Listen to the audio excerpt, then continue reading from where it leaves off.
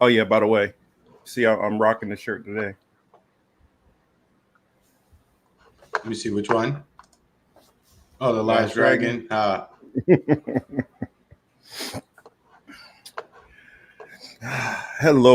Hello, everybody, and welcome to the Political Matrix. I am one of your hosts, Marcus Young Morpheus Cage, um, and here with my brother and colleague, Mr. Cy Lawson.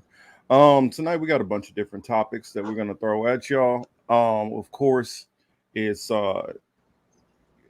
I guess I didn't put the and more, but yeah, we will talk a little bit about the Sonya Massey stuff. We did talk about it last week, which I knew once the body cam dropped, a lot more people were going to be talking about it. But I mean, we'll say our little bit of thoughts on it. I mean, I think we kind of said how we felt about it last week, but we'll definitely get into it. We'll talk about the Olympic stuff. Boy, oh boy, when Chris showed me that, I was a little taken back. Um, then we got a lot of stuff to get in. Talk about Kamala. We got to talk about what's going on in Israel right now. And then I kind of wanted to do a spotlight in on the homelessness crisis, um, and how that affects the new Gavin Newsom executive order. But first, before we get into any of that, how are we doing tonight, Chris? What's going on, man? Ain't not much, Marcus. Just chilling, man. And to everybody who came through, we appreciate it. You know what I mean? Thanks for stopping by. Thanks for checking us out. For liking, subscribing, sharing, all that good stuff.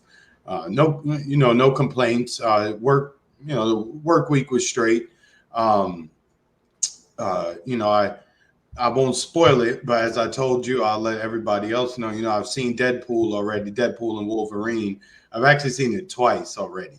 I went last night and I went this morning in 4DX. I would Mm, advise y'all, if y'all never been to a 4DX, theater, I suggest you go and check it out because it was my first time going in the 4DX theater, so it was actually kind of mhm. cool. Yeah, and I definitely say for with all this stuff going on, man, y'all still try to find some time to enjoy yourself. Find your escapes. Go check out a good film every now and then. I definitely know I'll be watching it because those y'all should know by now that I'm definitely love my movies and entertainment. And I need that stuff. If I didn't have those breaks, I wouldn't be able to keep on doing the stuff which we do and keep talking about this stuff because it's definitely mentally taxing. And Um, also, and mhm, it's an uphill battle discussing this stuff all the time, right? It's a lot yeah, of things that we're gonna see, that we're gonna disagree with, and all this other shit, and dislike. And there's not much that we could do about it in the moment, or even over the course of a year or 2 years or so. That doesn't mean that you have to totally ignore it, but to Marcus's point, you still need to enjoy this life that you have. hmm, yep. Before you look up and you know don't have it anymore. But and oh yeah, there's more topics that we'll get to. As you guys know, I mean, we'll roll into other stuff. I think I saw somebody else bring up something in there that What's up, that I Liz? didn't have in the title. And then we talked about something that wasn't in the title, but we'll get into all of those different things like that. I want to throw a shout out to everybody that I see out in the chat. Definitely, Chamonique, Yonina, Jira. I see Lucy from Blue Moon Red Wine is in the building. Glad to see her here joining What's us. going on, Lucy? Chris H is in the building. Hamza is back with us. What's up, Lizzie, my sweetie? She's out taking off to go run some streets, but uh, do a little shopping, this and that. But no, actually, I think she might be going to go drive Uber. So hopefully she's safe out there on those streets. Um, and she's not feeling the greatest. But there's a couple of other things that I do want to talk about, and so we'll get into that. And as we roll with it, we will get into all these different topics. I wanted to actually start off with one of the first chats that I saw in there from La Senora Chamonique.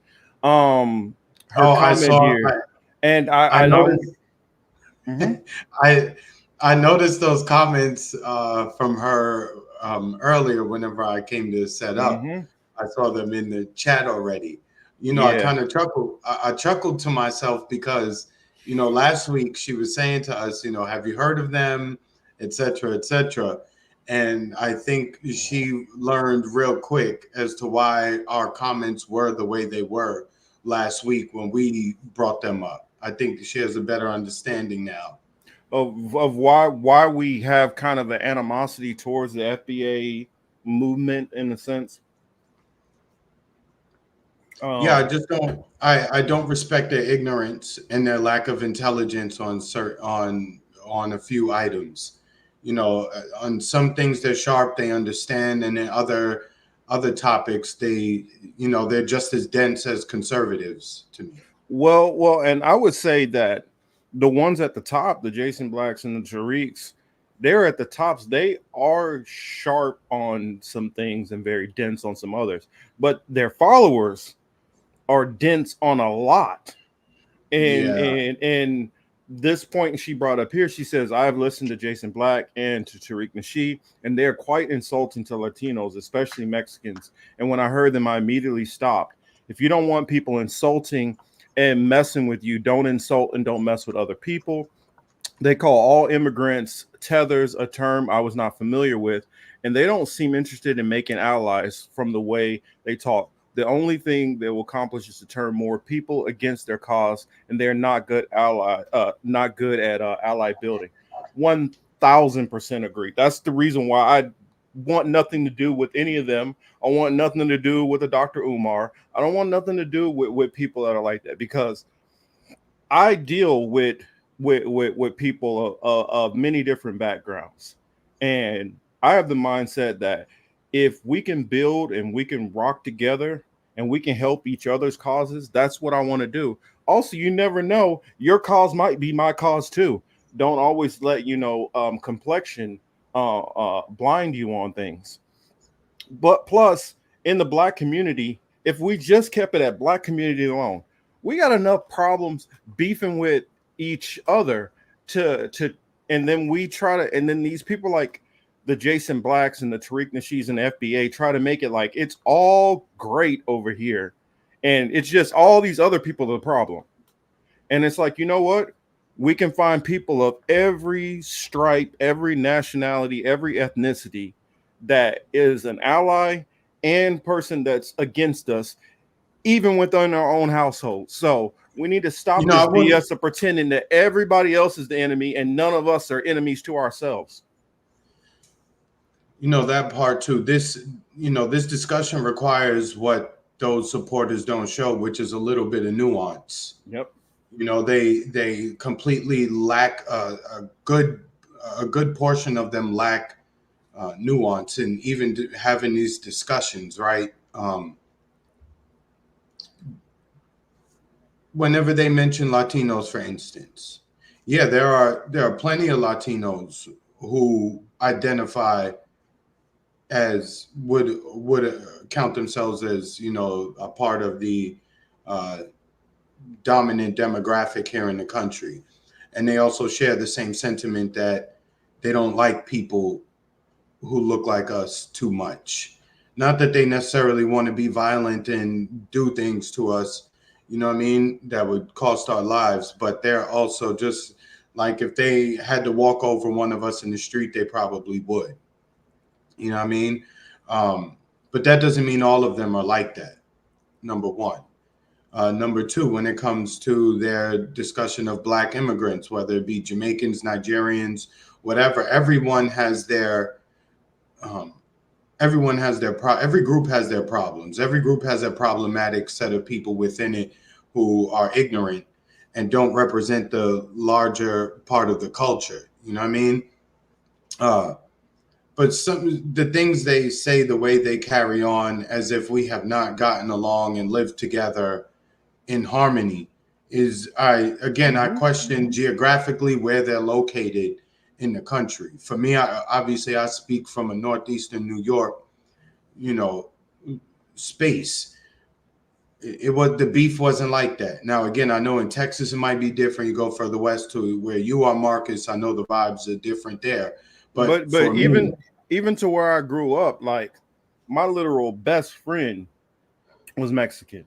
His parents used to like go above and beyond taking care of, and they were like family to me. And so when I grew up with those types of relationships, I mean, it broke me up when my boy died while I was in boot camp. And his father was the was one of the voices that talked to my mom and was like, you know, this is the best way to handle it. Don't let him know right now while he's in boot camp. We can talk about it later. And you know, just how much like they extended and helped, and how many lessons I learned from Enoch's father. You know, um, I, I now I get it. There's tensions and stuff. You know, even where I grew up now, and some of that stuff, a lot of that stuff has come from, you know, recent immigration. Some of that has come from people out of the West, dealing with the whole black and brown prison stuff. But everybody is not on this bullshit that these people are on, and I don't like being included in there. Hamza says Umar is not an FBA guy. I know he's not an FBA guy, but I'm not on what Umar is on either. That's my point that I'm putting out. I'm not messing with the FBAs. I don't really want to deal with the Moorish Americans. I don't want to deal with the over the top Pan Africans. I'm not messing with none of y'all who are on this. I need to flip middle fingers to everybody else to build me and my group up. I'm not with that.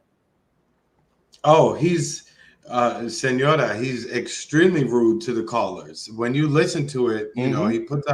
he puts out a number, he allows his callers to call in, and what he does is if you know, if you're not right there, as soon as he says hello, you're on, you know, he's making fun of your internet connection, saying you're Mm-hmm. broke, you know, you got low class internet connection.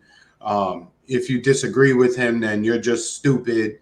Or if you missed a part of the show and you say something that he may have covered early on in the show, again, he's calling you slow and stupid for it.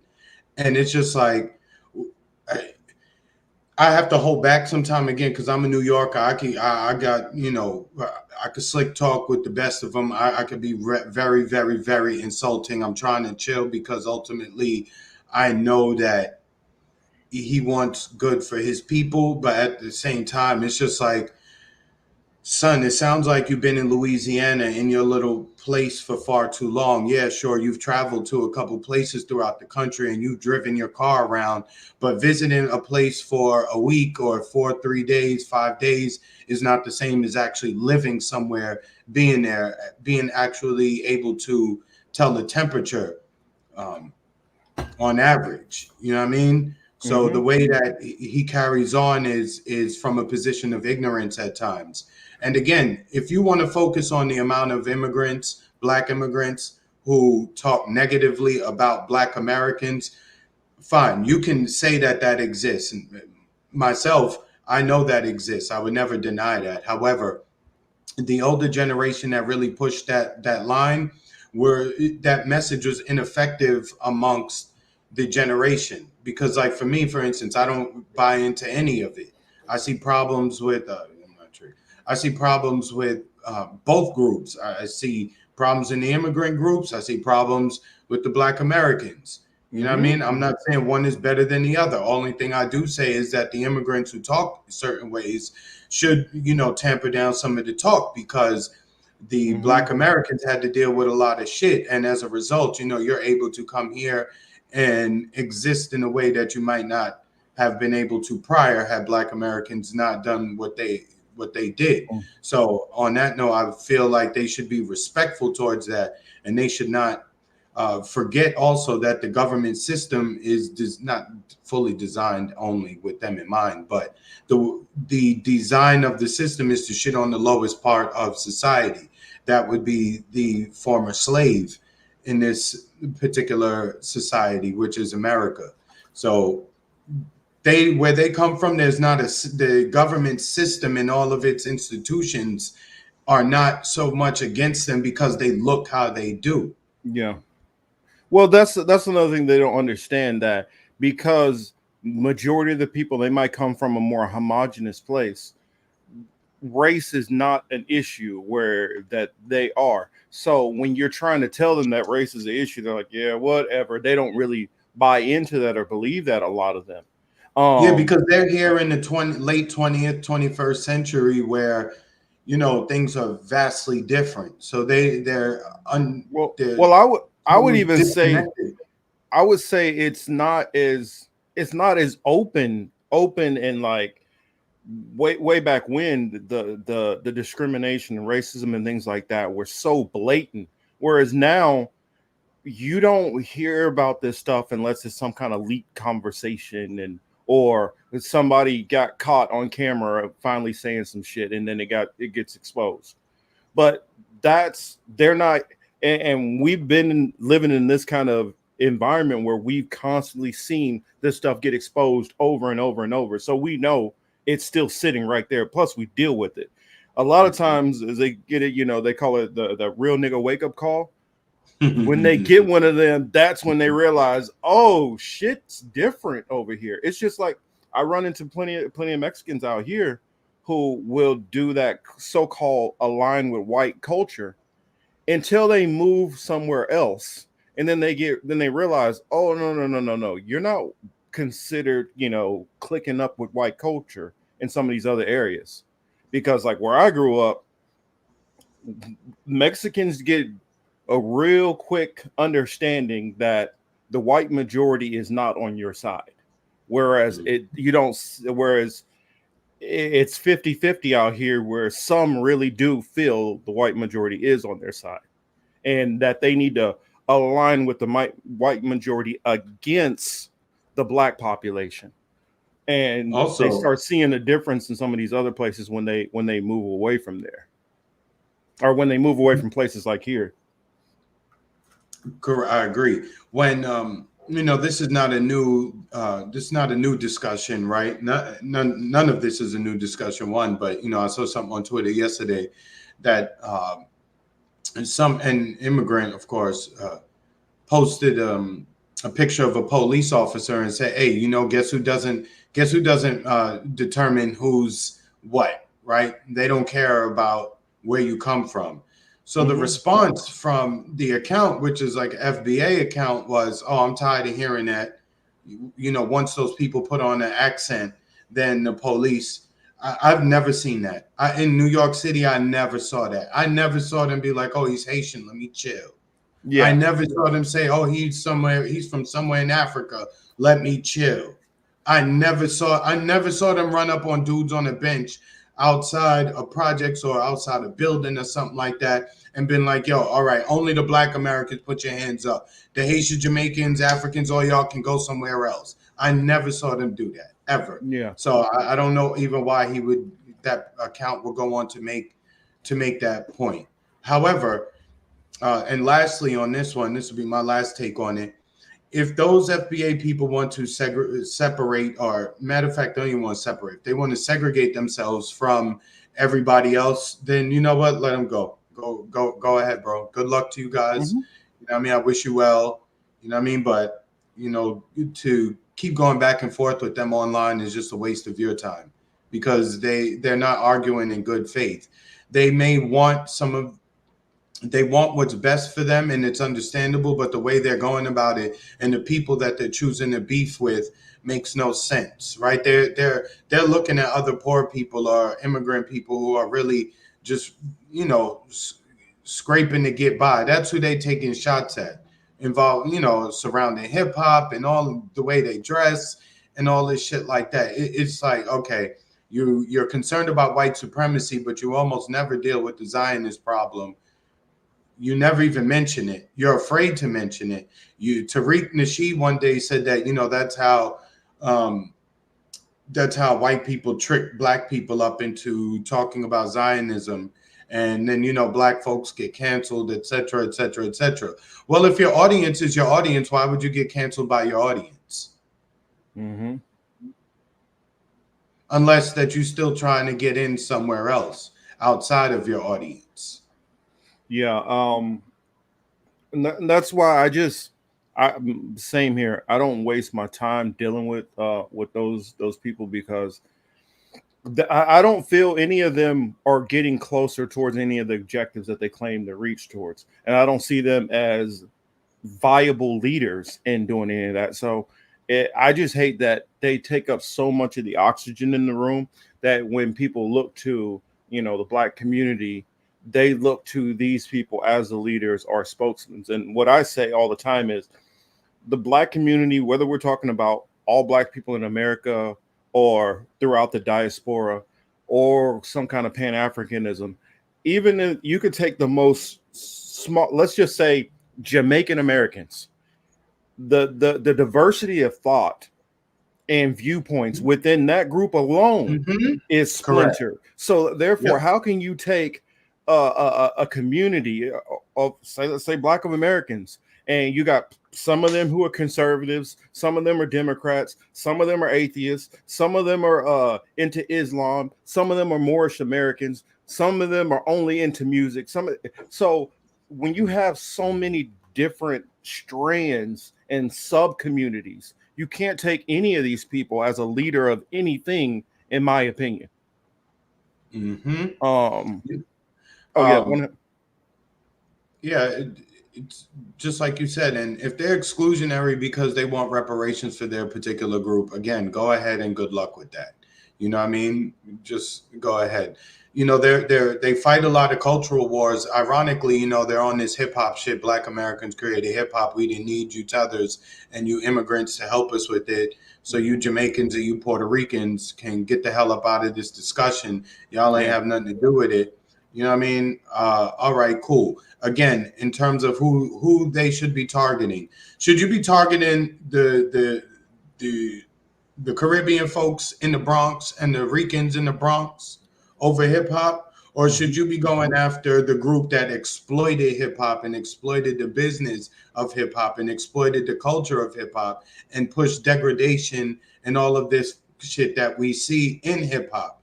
Instead of going after that particular group, they're going after the group that was actually there in the beginning when it started. Notice I didn't say they started it. I said they were there. You understand?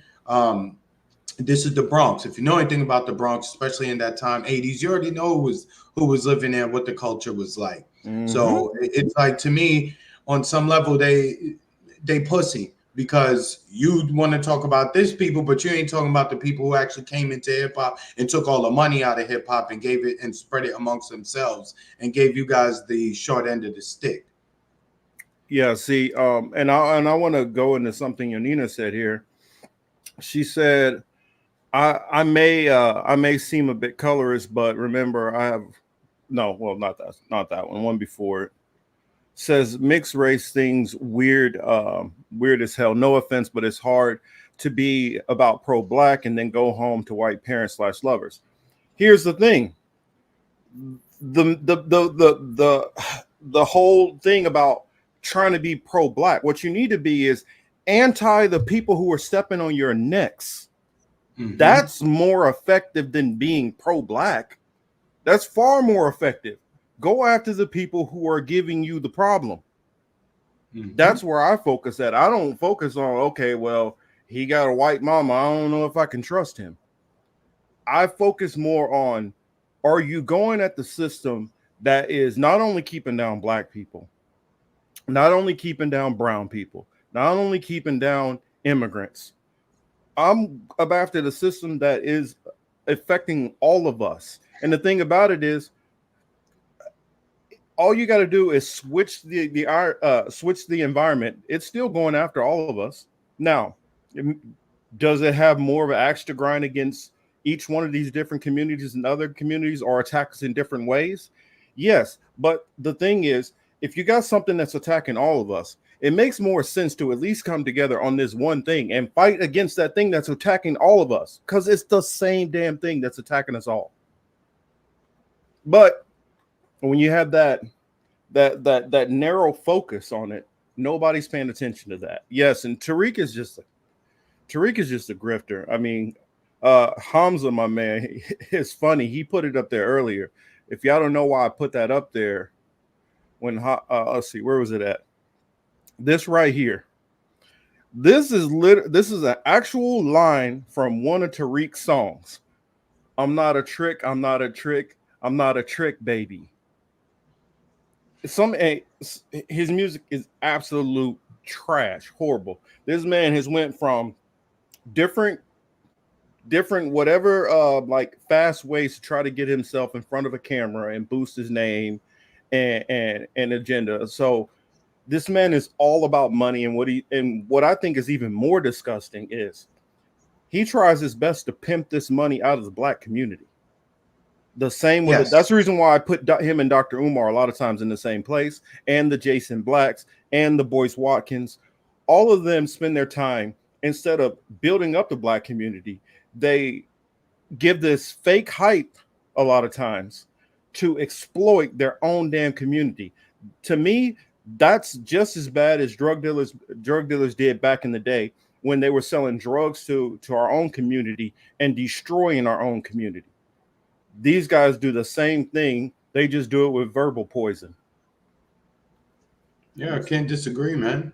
And that's about all I got on that topic. You know, I mean, we even probably went over a little bit longer. Yeah. Um, Sure. How was that on my neck? Whatever. I guess it'll just be there.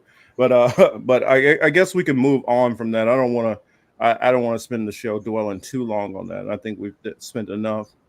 But I would say in the vein of talking about that, I guess we could probably move on and talk a little. Well, let me get this news story out of the way, because we were talking about Mexico. I figured that I would throw this. Yes, I saw the Tariq music video. It's just pure comedy. But this is big news. I was talking about this out to dinner with some friends, and I don't know if you guys are familiar. Let me see if I can put it on the screen. Um, let's see. Put this story on the screen. Let's see. did you see the Cuban national team in what was it? God, was it volleyball? I wouldn't know. I don't really watch Yeah, volleyball. but they don't look like none of the Cubans here. But this story right here caught my attention. El Mayo Zambada, lawyer, says client forcibly kidnapped by son of El Chapo. And like I heard that like there's been a just no, no, get that away. That there's been a massive crackdown. I heard something like over 200 narcos were were taken out in the last probably couple days, weeks or something like that. But yes, he has been captured. So I'm just gonna read a little bit of this. It says the lawyer representing captured drug kingpin, uh, sorry, tongue tied, drug kingpin Ishmael El Mayo Zambada rebutted claims that his client has been tricked into boarding an aircraft bound for the United States, where he was arrested Thursday, alleging that he was forcibly kidnapped by the son of the infamous Joaquin El Chapo Guzman Loera. Zambada, 76, was taken into custody after he arrived at a small airport near El Paso, along with Joaquin Guzman Lopez, a 38-year-old son of El Chapo, the cartel's co-founder, the cartel alongside Zambada. So I thought that was kind of some interesting news that, and for those who haven't been following it, like after El Chapo went down, um, his son was kind of running things for a little bit, but Zambada was like the big El Mayo. He was the big guy who was running the cartel, and seeing a big time cartel guy like this go down is interesting. I don't know how much of this has to do with the new president, but a lot of times what you have, if you don't understand how some of the corruption works there, is one cartel typically backs a politician, um, because they've already kind of gotten their hooks in with corruption. I'm not saying, let me clarify, I'm not saying that this that the new president is, you know, on in bed or corrupt or anything. I don't know, and I would make sure that I have at least something that I can give you guys before I would make a claim like that. But typically, in past presidents have been aligned to different cartels, and so like in the case of when El Chapo kind of rose to prominence. Um, the president who was in power at that time um, was was dealing with the Ariano Felix brothers, and when they got pushed out and El Chapo kind of ascended, um, there was kind of agreements where he can kind of do his thing if other people were kind of pushed out of the way. And so I'm wondering if we could see some kind of shakeups going on and paramilitaries. I do know that with Trump coming into power, I've heard rumors that possibly Eric Prince might be getting a very prominent position in his position in his cabinet, dealing with possibly the State Department or something like that. And I do know that he has talked about wanting to uh, black ops or troops or even private mercenaries down into Mexico and other parts of South America. So if Trump does go into power, there's going to be a lot of interesting things going on that I think we should kind of be ahead of and already paying attention to that might come down the road. Um, Also, I do know that he talked about a lot of stuff that he wants to do within Africa and in Haiti in particular. So it's just a lot of stuff that I think that I just kind of want to put this out there. I know most of the people who cover the stuff that we do talk about this kind of stuff, but I want to make sure that we are abreast of this kind of stuff also. I don't know, Chris, what's some of your thoughts on this? No, I mean, obviously there's always going to be war between the cartels and the government. You know what I mean? Obviously, we know that they tend to pick sides at times. They pick winners and losers. They cooperate with some. They go after others. So, I mean, it seems like a really big bust for Mm-hmm. the Mexican government. This is But I yeah, think this that, is huge. this kind of ties in with the story I was reading, I think last week or the week before. Mm-hmm. Um, the story I read about like the farmers in Colombia, just having a whole bunch of cocaine paste just sitting around, they're not even moving cocaine as much as they used to. So I wonder if, maybe the cartels don't have enough money to continue to make their payoffs on time, and now they're getting roped up. I mean, that could be a part of it, but I'm not too sure.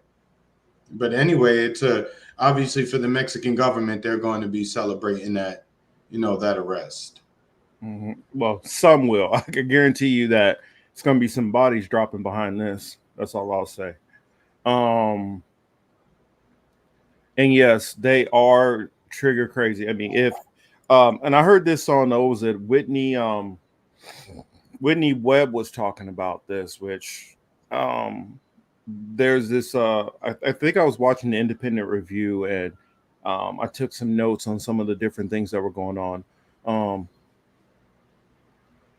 Tell me you did not block anybody, Jira. Because if you're blocking people, then Yeah, we're no, about to we have a ain't playing problem. that. Yeah, don't.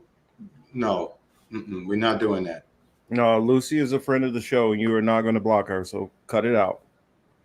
Um, but on to the next topic. We talked about this. Yeah, I mean, I always hope that people can all get along, and I understand that people are going to have their differences and not get along. But hopefully, we can all just Woo saw, and if she blocked you on her channel, then you're blocked on her channel, and that's just that. Um, but that said, I want to move on, and I want to talk about this Sonia Massey thing. We talked about it last week, Oh and yeah. I was telling everybody the video is coming out on Monday. Um, this thing sounds really, really bad. So now the video is actually dropped, and people can now see what I was talking about when I was reading this story. I don't know. Did I share the video last week of the news talking about it? I think I may not have. But this is a very disgusting story. I mean, I kind of said my perspective on it. If you guys need me to reiterate my thoughts on it, then I will. But Chris, did you have anything that you wanted to say? About the Sonia Reese, is it? No, no, no. Sonia Massey. Massey. Yeah, I wanted to compare the cops' actions there with the cops' actions at the Trump assassination. This is why I feel the way I do, and at least in part, right? The cop went there. She called and said there's possibly something going on outside. You show up there as the police officer. You do your check. You see nothing's out is going on outside. So now you enter the home. You tell the lady, yo, you tell the lady, hey, we ain't see nothing. The lady seems kind of crazy. If she's talking a little bit of reckless, you know what you do? She didn't break a crime. You're not there to investigate her or anything she did. So you know what you say when she starts talking a little bit what you would consider to be reckless? You can back out. All right, man, we did our job. We checked. There's nothing outside. You have a good night. I'm out of here. The whole scene of him puffing out his chest, trying to show how much more powerful he is and how much power he can wield over her. And then even to the point when he was like, I'll shoot you in the fucking face. Or if he's, No, that's what he said. Yeah. Yeah. To him to say that and then to do it from the distance he did, he was nowhere near in danger of anything. You know what I mean? Especially with that older woman, he was not in danger. Again, these are dudes they get Well, hard she on. wasn't older. She was young. Oh, I mean, but Yeah, just she was only like 30, 35, I think. Oh shit. Oh, okay, sorry. But they get hard-ons for exercising lethal force like that to people. They shot her in the face and the neck. He made sure he took her out. Whenever the next cop said, "Damn, we may have to like go and check on her," he knew. He's like, "Nah, no need. She dead already." Um, I'm glad he And was. who I'm knows? glad. She could have been saved, but he chose to be callous and not even try. I mean, they left her just laying there, like, suffering. Leaking She's out. wheezing. Yeah. And he's telling them, don't worry about that. That's a Thanks, headshot. Jonina. Like Yeah, people don't survive from headshots all the time. People do actually survive from headshots. So yeah, they do. this So there was a for them possibility to, she could have. and I'm like, why are y'all still in the draw and cover position? What do you think this woman is going to do after you just shot her in the fucking face? I mean, they think it's, like Game of Thrones or some shit where the White Walker is going to revive them and attack them afterwards. It's disgusting behavior. Now, when I contrast that against the police with the Trump situation a couple weeks ago, you look at it, they say, oh, they saw homeboy with a gun. He pointed the gun at him and then they just like dropped off the roof and, that was it. The fact that nobody did anything else after that just goes to show it shows two things. One, to me, that maybe the police was letting shit go on the Trump shit. And then on the other side, it shows they just have a disregard for us. And I hear people say like, oh, that dumb bitch, Candace. Yeah, I said it. She was trying to tell black people, oh, look, they're trying to play with their emotions by putting this video out, in a run up to an election. Don't fall for it. This is what they always do. More white people get killed by the cops. Da, da, da. Okay, on an overall number, yes. But again, if we're talking about the extreme cases of death, what about all of the cases of harassment that happened to black people by cops as opposed to white folks? What about all of the things that they let them get away with, even on the roads? Oh, you're driving a little fast. They check, they pull you over. You might be able to say, hey, officer, I'm sorry. I was just going home. My stomach hurts or something like that. And the cop might say, all right, bet, be safe. Go home, just slow down a little bit.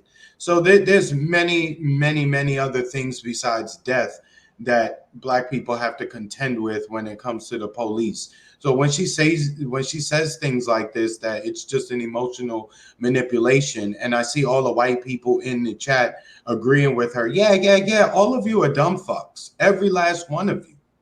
Every And last one of you. And all the niggas who constantly say, oh, Candace Owens, Candace Owens, Candace, you can shut the fuck up too. And again, for white folks, stop telling niggas, look, y'all want to clip this up and send it. Yo, white folks, stop telling niggas that they need to listen to Candace Owens. Stop. Because at some point, the polite mannerism is going to just drop, and then I'm going to look at you sideways like, do you know what the fuck you're talking about? Do you talk to any black folks? Because if you talk to most of us, we don't mess with her. She don't mess with black people.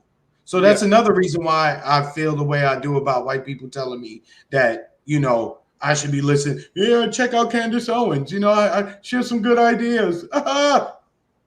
Black fathers really make the difference. Shut the fuck up. I'm tired of hearing that. well, another thing that I would say about this is and for one, for Kundis to come out and say anything. Okay, are basically that you're telling something then, that you believe that an attack on a black person by police obviously looks bad on the right. Why does that look bad on the right then? Because you're somebody who's speaking like an admission of guilt. Why would that even be a big deal? How would that motivate anything? Since nobody said this was Republican or Democrat. Nobody broke it into either of those terms. You're the one who's making it as, oh, well, if police did something bad, that reflects negative on Republicans. That obviously tells me that that's your logic. Your starting point is bad. Yeah. And then I would go into the reason why people care about these, especially in the black community, why we care about this is it's not that police don't shoot white people, that they don't shoot Hispanic people.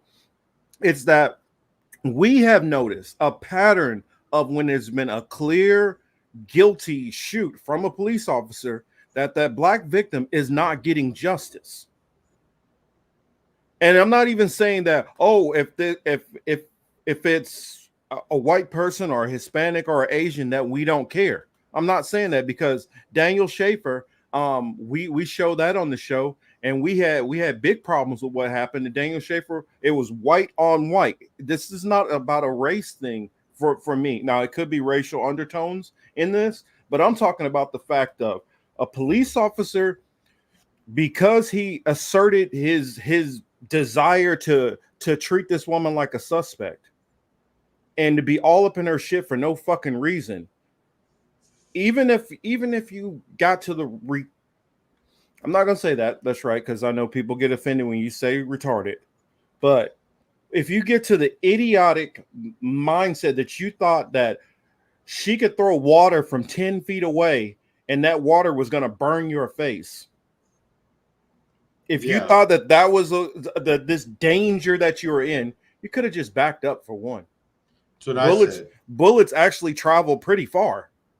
So also, you could have pulled out the taser if you thought that was a problem. You have pepper spray. You could have pulled that out, or you could have just walked the fuck out the door. Correct. You weren't there to make an arrest or to investigate inside the woman's home for any type of wrongdoing or criminality. No, but you can see they obviously in there. You could tell where he was going with it. He saw that busted window on the car, and he felt like something happened here that I need to get to the bottom of. You are not fucking Perry Mason. You're a patrolman, an officer, a deputy. You are not a detective. If you were a detective, then that would be something that would be in your purview. But that's the problem with a lot of these cops. A lot of these cops think they're fucking detectives and want to try to search out shit. You were there for one thing, and you decided to take this somewhere else where it did not need to go, into investigating this woman about a broken window. Even if she did have a broken window, what does that mean? She could have broke the window herself. People have the perfect right. I could go outside and just beat the shit out of my car if I want to. That's not against the law. It only becomes against the law if I try to file a claim and pretend somebody else did it. But why are you guys so concerned with this car that's supposedly on her property with a busted window? Why is all this? why do you need to see her ID? You don't need to see her ID. You don't need to see shit. And also, if she said she basically told him from like when he was about to leave the door in the first place that she's on medication. On medication for what? You didn't even try to think about that. Obviously, it's mental health stuff because she said, "Well, hopefully I'm all right. I'm on my medication." A lot of times when people say they're on their medication, uh, in those regards, they're talking about something to deal with mental health. So she's giving you all the signs that she possibly could have mental health issues. How do you even know when she said I rebuke you in the name of Jesus that was some kind of threat to you? How Mm-hmm. do you know that she didn't have schizophrenia and she's literally seeing something that's a demon? Mm-hmm. Could have been you. She could have been seeing you as a demon. True. Could have been something else. You don't know what she's in regards to talking about. You don't know her mental state. But for you to jump from you And hearing that Marcus, one why not? comment to I'll shoot you in the face to pulling your gun out to being on her, all of that happened in like 5 seconds. Marcus, the other thing about this, when we see cases like this and the body cam footage is released to us and we can hear everything, we can see everything, we can skip the whole trial part. Let's just go straight to sentencing. Like, Before how all that, long did do we you think, did you hear what he just did? what'd he do? Pled insanity? No. He just filed a lawsuit that he was improperly fired and he wants his job back and he wants money due for the loss of wages over this time that he's been incarcerated. Oh, okay. I guess he's entitled to do so, right? He has a chance, but it's the audacity of it that doesn't make any sense. What I mean, you did your job beyond poorly. You didn't fail it. You did worse than fail. You did worse than behave and act poorly. There's no it's a lot of words that's not coming to me right now to describe it, but that dude's a piece of shit. And I think we should just be at sentencing right now. Matter of fact, I think they should just off him the same way they offed her. Yep, I'm fine They with should that. just line. They should just honestly line him up in the courtroom, get some plastic, and just let a family member of hers do the same thing to him. That what I mean? Because it don't seem like nothing is happening. So on some level, there needs to be an eye for an eye.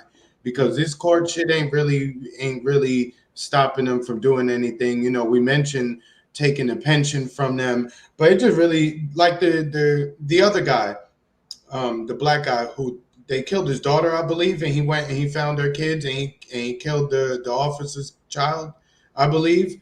Again, I'm not necessarily a fan of that, but yo, you push people too far. This is the type of shit that happens. I And mean, you taking out my loved ones for no reason without them even being a threat to you. Um, there's no saying what it's. There's no saying as to how far your thoughts will take you. well, and another thing, Yonita brings up a good point here. He had been at 6 jobs before this one, or maybe this was the sixth job. I don't know, but and what I think they said, what, 4 years that he's been at 6 different precincts. If you or anybody else gets charged with a DWI and you don't have a job and you try to apply for a job, you know how fucking hard it is to get a job with a DUI or DWI. But yeah, a police force will just take you, no problem. Mm-hmm. That Mm-hmm. I'm like, how is this not a problem? That this dude can get employment that quickly after having 2 DUIs within a couple of years. Hmm. So clearly he was, a roid raged, individual who just felt like he could do whatever he wanted to do because, no matter how much he's fucked up professionally, he's always been okay, able to find, always able to find employment. And it's not been a problem. Sure, he's been fired and let go from places, but, moving somewhere else and being hired is, that's definitely a realistic option for them. So, no, again, I think that they should just allow the family to handle him just the same way they handle her. You know what? And also, I just thought of this right now. I don't know why there's not legislation that if you are fired from a police precinct that you should not be able to get back onto another one. I don't care what you get fired for. If you're getting fired from a police precinct, you should not be able to work at another one. Period. Mhm. For a I don't care if it was, you know, you argued with your chief and he fired you for that. You shouldn't be allowed to work at another one. I mean, I was watching some of these accountability videos and I watched a dude sprinkle put drugs onto a scene. I watched another woman, well, the woman who tried to plant the liquor. Well, she opened the seal, poured it out, and pretended he had an open container. She got Mhm. caught. She got fired, but she went on to work at another precinct after that. Mhm. And The that's what guy I'm who put the saying. drugs, he got caught. He went on to another. I actually, you remember the one where he got caught on body cam and he went Mhm. and staged the drugs and he went back? Yeah. He stayed on at that same police precinct. Mhm. You know, that's the thing. No matter how egregious it is, they still get employed. You know, it's one thing if, you know, let's just say you miss a couple of shifts within a month, right? I overslept or what have you, just whatever the case is. You know what I mean? They're gonna consider that abandonment. You would lose your gig, etc. Right? Like Mm-hmm. these people are committing crimes. They're committing crimes, and then they are still being hired after that. Mm-hmm. Christopher Dorner. Yeah, of course he did. So we know what he did. That's Yep. why he went and did what he did. Yep. And I'm not mad at him. Not at all. That's my favorite Uncle Chris. Telling you. But and I guess what else would I say about this? And I heard Chris H, he put in there about how he was arguing with some guy about, you know, justifying the cops' actions. No, I look at it like this. Why is it that police officers they supposedly get all this training about de-escalation, but yet countless times we never see de-escalation? And I'm not even talking about times when it turns to a fatal situation. I'm talking about constantly. The cops are always taking the escalation route. It's always, I need to yell more. I need to get more in your face. I need to get more aggressive. And I do know some of this is coming from training, which they're getting from people outside of this country, because this is how they treat people in their area that they see as substandard. But there needs to be some kind of outside council which is scrutinizing police officers. And when I say outside, I'm not talking about internal affairs.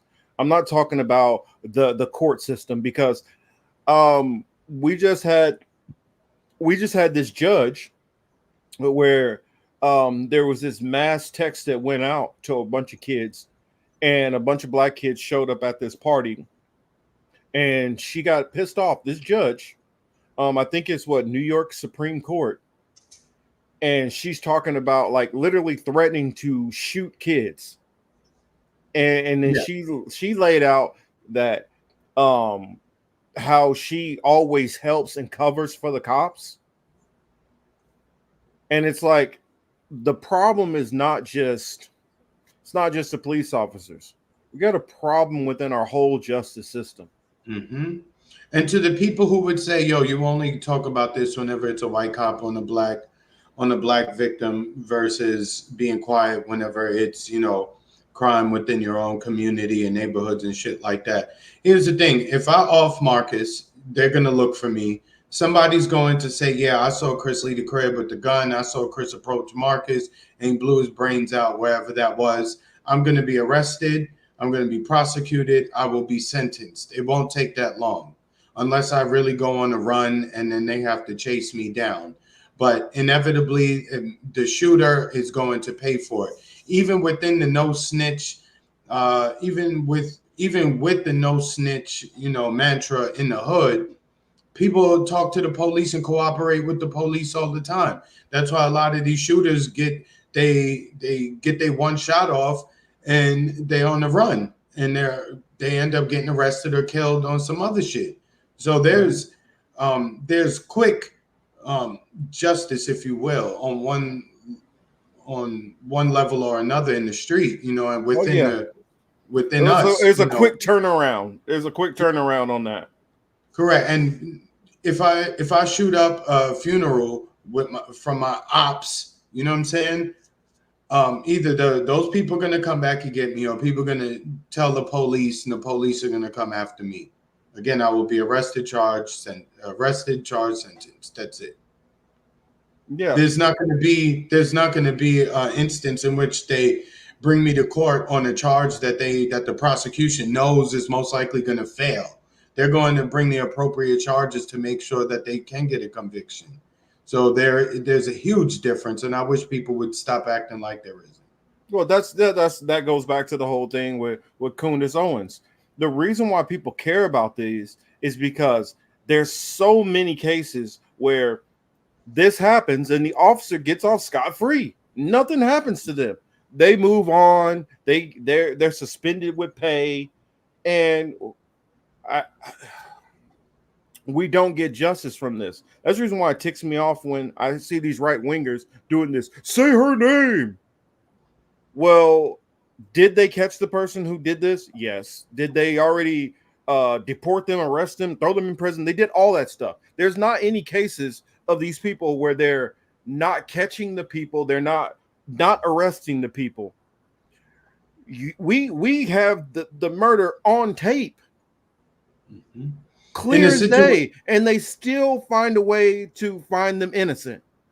In a situation where their life was not even, they weren't even facing the threat of minor injury, much less some type of fatal threat, like she was waving a gun or she was at his throat with a knife or something like that. They were safe enough distance away to that so that they could have left. Even with her holding a pot of boiling water, you could have backed out of that house and been in your car and been laughing with your partner saying, yo, that crazy, you know what I mean? But instead now you are where you are. And I hope, I hope they would put him in general population, and I hope he would actually I pray goes to Gen Pop. Yeah, I hope he's a general population, and I hope he has to deal with the consequences of being in general population. That should be the other thing too. When this stuff happens, stop putting them in protective custody. Put them in general pop. Put them in gen pop. Let them deal with some of the people they helped put there. Yep. And I guarantee you, the ones like that who plenty of people he's arrested, he's been extremely aggressive, slamming them up against stuff, knocking teeth out, and all that shit like that. Let them go in there. Let it, like, remember Judge Dredd, that Schwarzenegger movie back in the day, and he had to actually be in there with all the people. Yeah, he had to be in there with all the people he locked up, and he had to break out. That's how it needs to be for these police officers. This lack of accountability shit is why black people are so pissed off with the justice system, and that's the reason why they're always marching. That's the reason why BLM is even a thing. But you conservatives just never mind. I'm not even going on conservatives because there's just not a point. But speaking of BLM, that kind of takes us into our Kamala topic, right? Sure. Yep.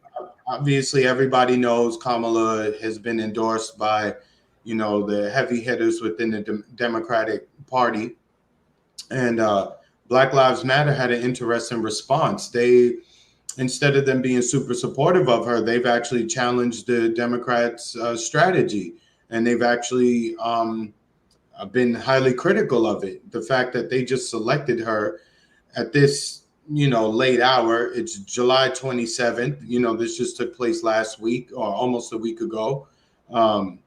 And now we're 4 months, less than 4 months now away from the election. You didn't give any of the Democratic voters a chance to vote for a candidate of their choice. You're you're the leaders of the party and the influencers of the party are out here telling everybody that they need to get behind this woman. I don't care that the Democrats are telling people to get behind Kamala because they feel as if that's their candidate. Just please stop with the racial conversation surrounding it, because that part is sickening and annoying. She didn't receive support from Black people during her run for president in 2020. Please stop making it seem as if now she has this deep support from the black community, whether they be tethers, all right, FBA folks, or black Americans. But she doesn't have any, has no support in the community outside of the black women who are part of the Divine Nine or, other sororities and shit like that. That is where her loud black support comes from. And because they're loud, because they have larger platforms, you would think that maybe this speaks for a broader part of the group, but no, it really doesn't. They're just loud about it, and you think that there's a whole bunch of people behind them, and it's not. They raised a bit of money for her this week on that call. Cool. The LinkedIn guy sent 7 million by himself and said, "Yo, this is what I want you to do." So don't get it twisted. Even the sororities, they have it wrong. They think that they're doing all of this and they'll have a say in terms of policy or anything like that. And let me just let you women know, you ain't gonna have a say in nothing. You're just gonna be called on to perform at award ceremonies. Maybe they'll call you for Easter, or maybe sometime in February they'll have you up at the White House so you could do some symbolic bullshit. But you have no power. You have no say. That woman, because she went to an HBCU, because she's part of a sorority, means absolutely nothing. These are things that people have to do to get by, and she got y'all fooled. You know what I mean? The Jamaican side don't fuck with her. She's more Indian. I ain't never seen her even eat any Jamaican food outside of probably some stupid TikTok video that I've never seen. So I don't see her in the neighborhood. She's a Zionist. She made that statement about. Sorry, Marcus, for running on long, but No, no, I'll no. let you Go jump in. ahead. I'm just making sure I get my other link up. I forgot I was up on Facebook, so shout out to everybody on Facebook. But I guess I had it on private, so now it's open, so anybody who's on Facebook can get in and comment. And I'm actually looking at the comments now, so if you want to get in on the conversation, just jump in. Feel free to share your comments. Thanks, man. So what I found interesting this week is that Kamala put out a statement that says, I strongly, she mentioned the Palestinians. She mentioned Palestine. She said she felt bad for what was happening and she would like to see a ceasefire and things like that. So people would think like, uh-oh, she's going to piss them off. But the next day, her husband's on the campaign trail saying what? Kamala's always going to make sure Israel has the right to defend itself. So they're giving you double speak. She's saying something, but the husband is saying what the policy really is.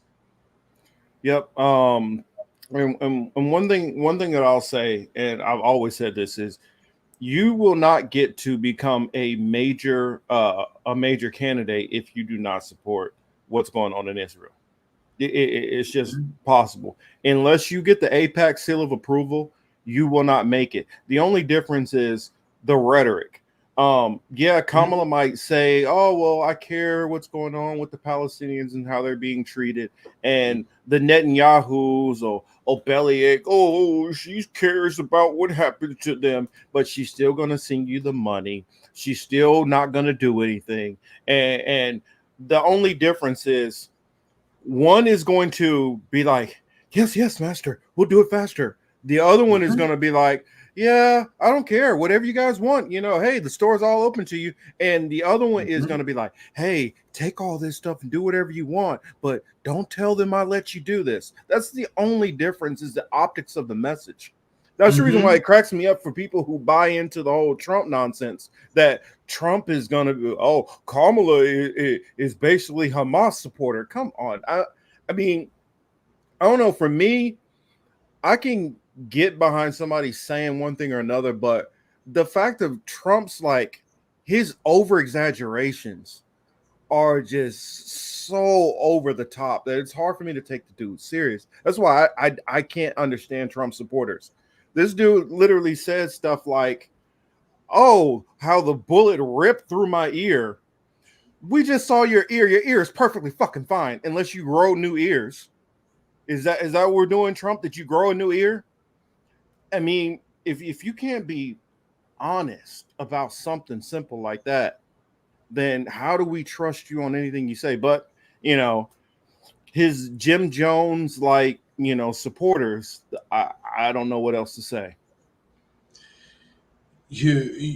again, and the Democrats bear a ton of responsibility for cementing that mentality within that group, within the Trump people, because they've lied on him when they haven't had to lie on him. They said Yep. he's going to do things that he didn't say he was going to do.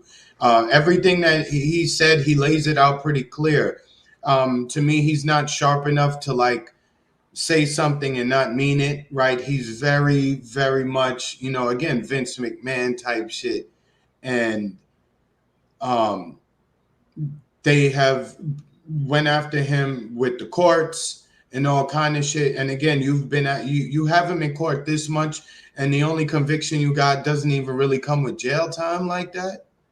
You ain't got this guy on taxes, on Well, abuse. but Chris, if they did go after him on taxes and stuff like that, then the same stuff can be applied to him. That's the reason why, like when they tried to impeach him, I knew the impeachment stuff was going to go nowhere because they stayed away from all the stuff that actually could have really been damaging because they're guilty of a lot of that same stuff.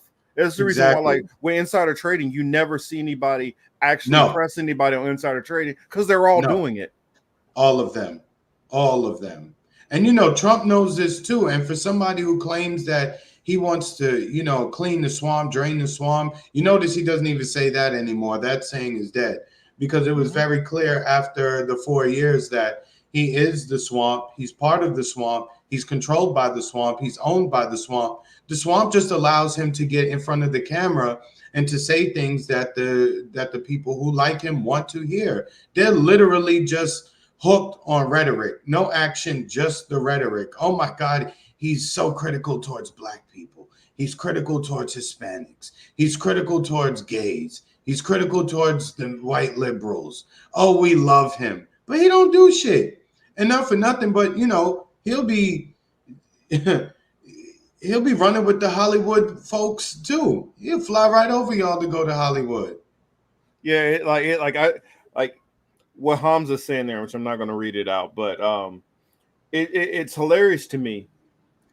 A lot of his people, like the Stu Peters. I don't know if you saw that message which Stu Peters had put out about the whole Iran and all that after Netanyahu was here, and talking about like if anything was to happen to Trump, then they need to go attack Iran.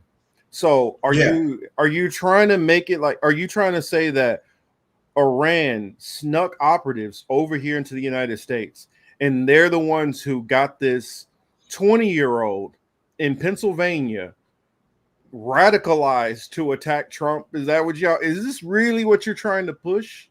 Because that's correct. what kind of BB pushed, and the Stu Peters and all those guys, and they're like, "Oh, Trump is finally starting to wake up." No, Trump is not starting to wake up anything. You guys are the ones who are still asleep because you don't get Trump is a part of all this. You got Nick Fuentes that can't stand the Netanyahu types, I'll say, and the Zeos, as some people say in there, but will stomp 1000% for Trump still. Yeah. Like all these people who would, I mentioned Jake Shields because, his account is blown up over the last several months. Mm-hmm. I've seen it.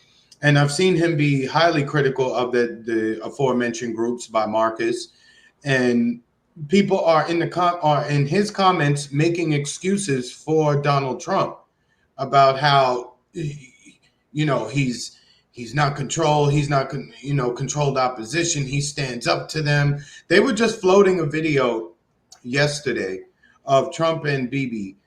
Trump stood up and walked away from Bibi, and Bibi was sitting there with his hand out like, oh shit, you're not going to shake my hand.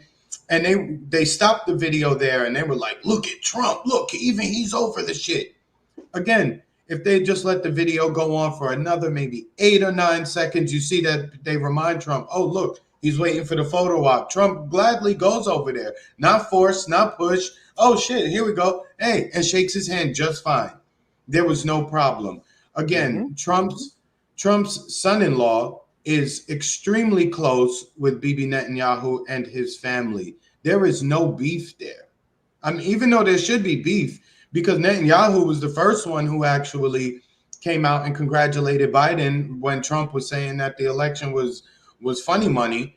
Biden was, Bibi was the first one on the international stage saying, "Hey, we look forward to working with Joe Biden and his administration." So he actually should have beef, but it goes to show how powerless that guy Donald Trump is, because he can't even look this dude in his face and say, "You know what? I don't even fuck with you, bro.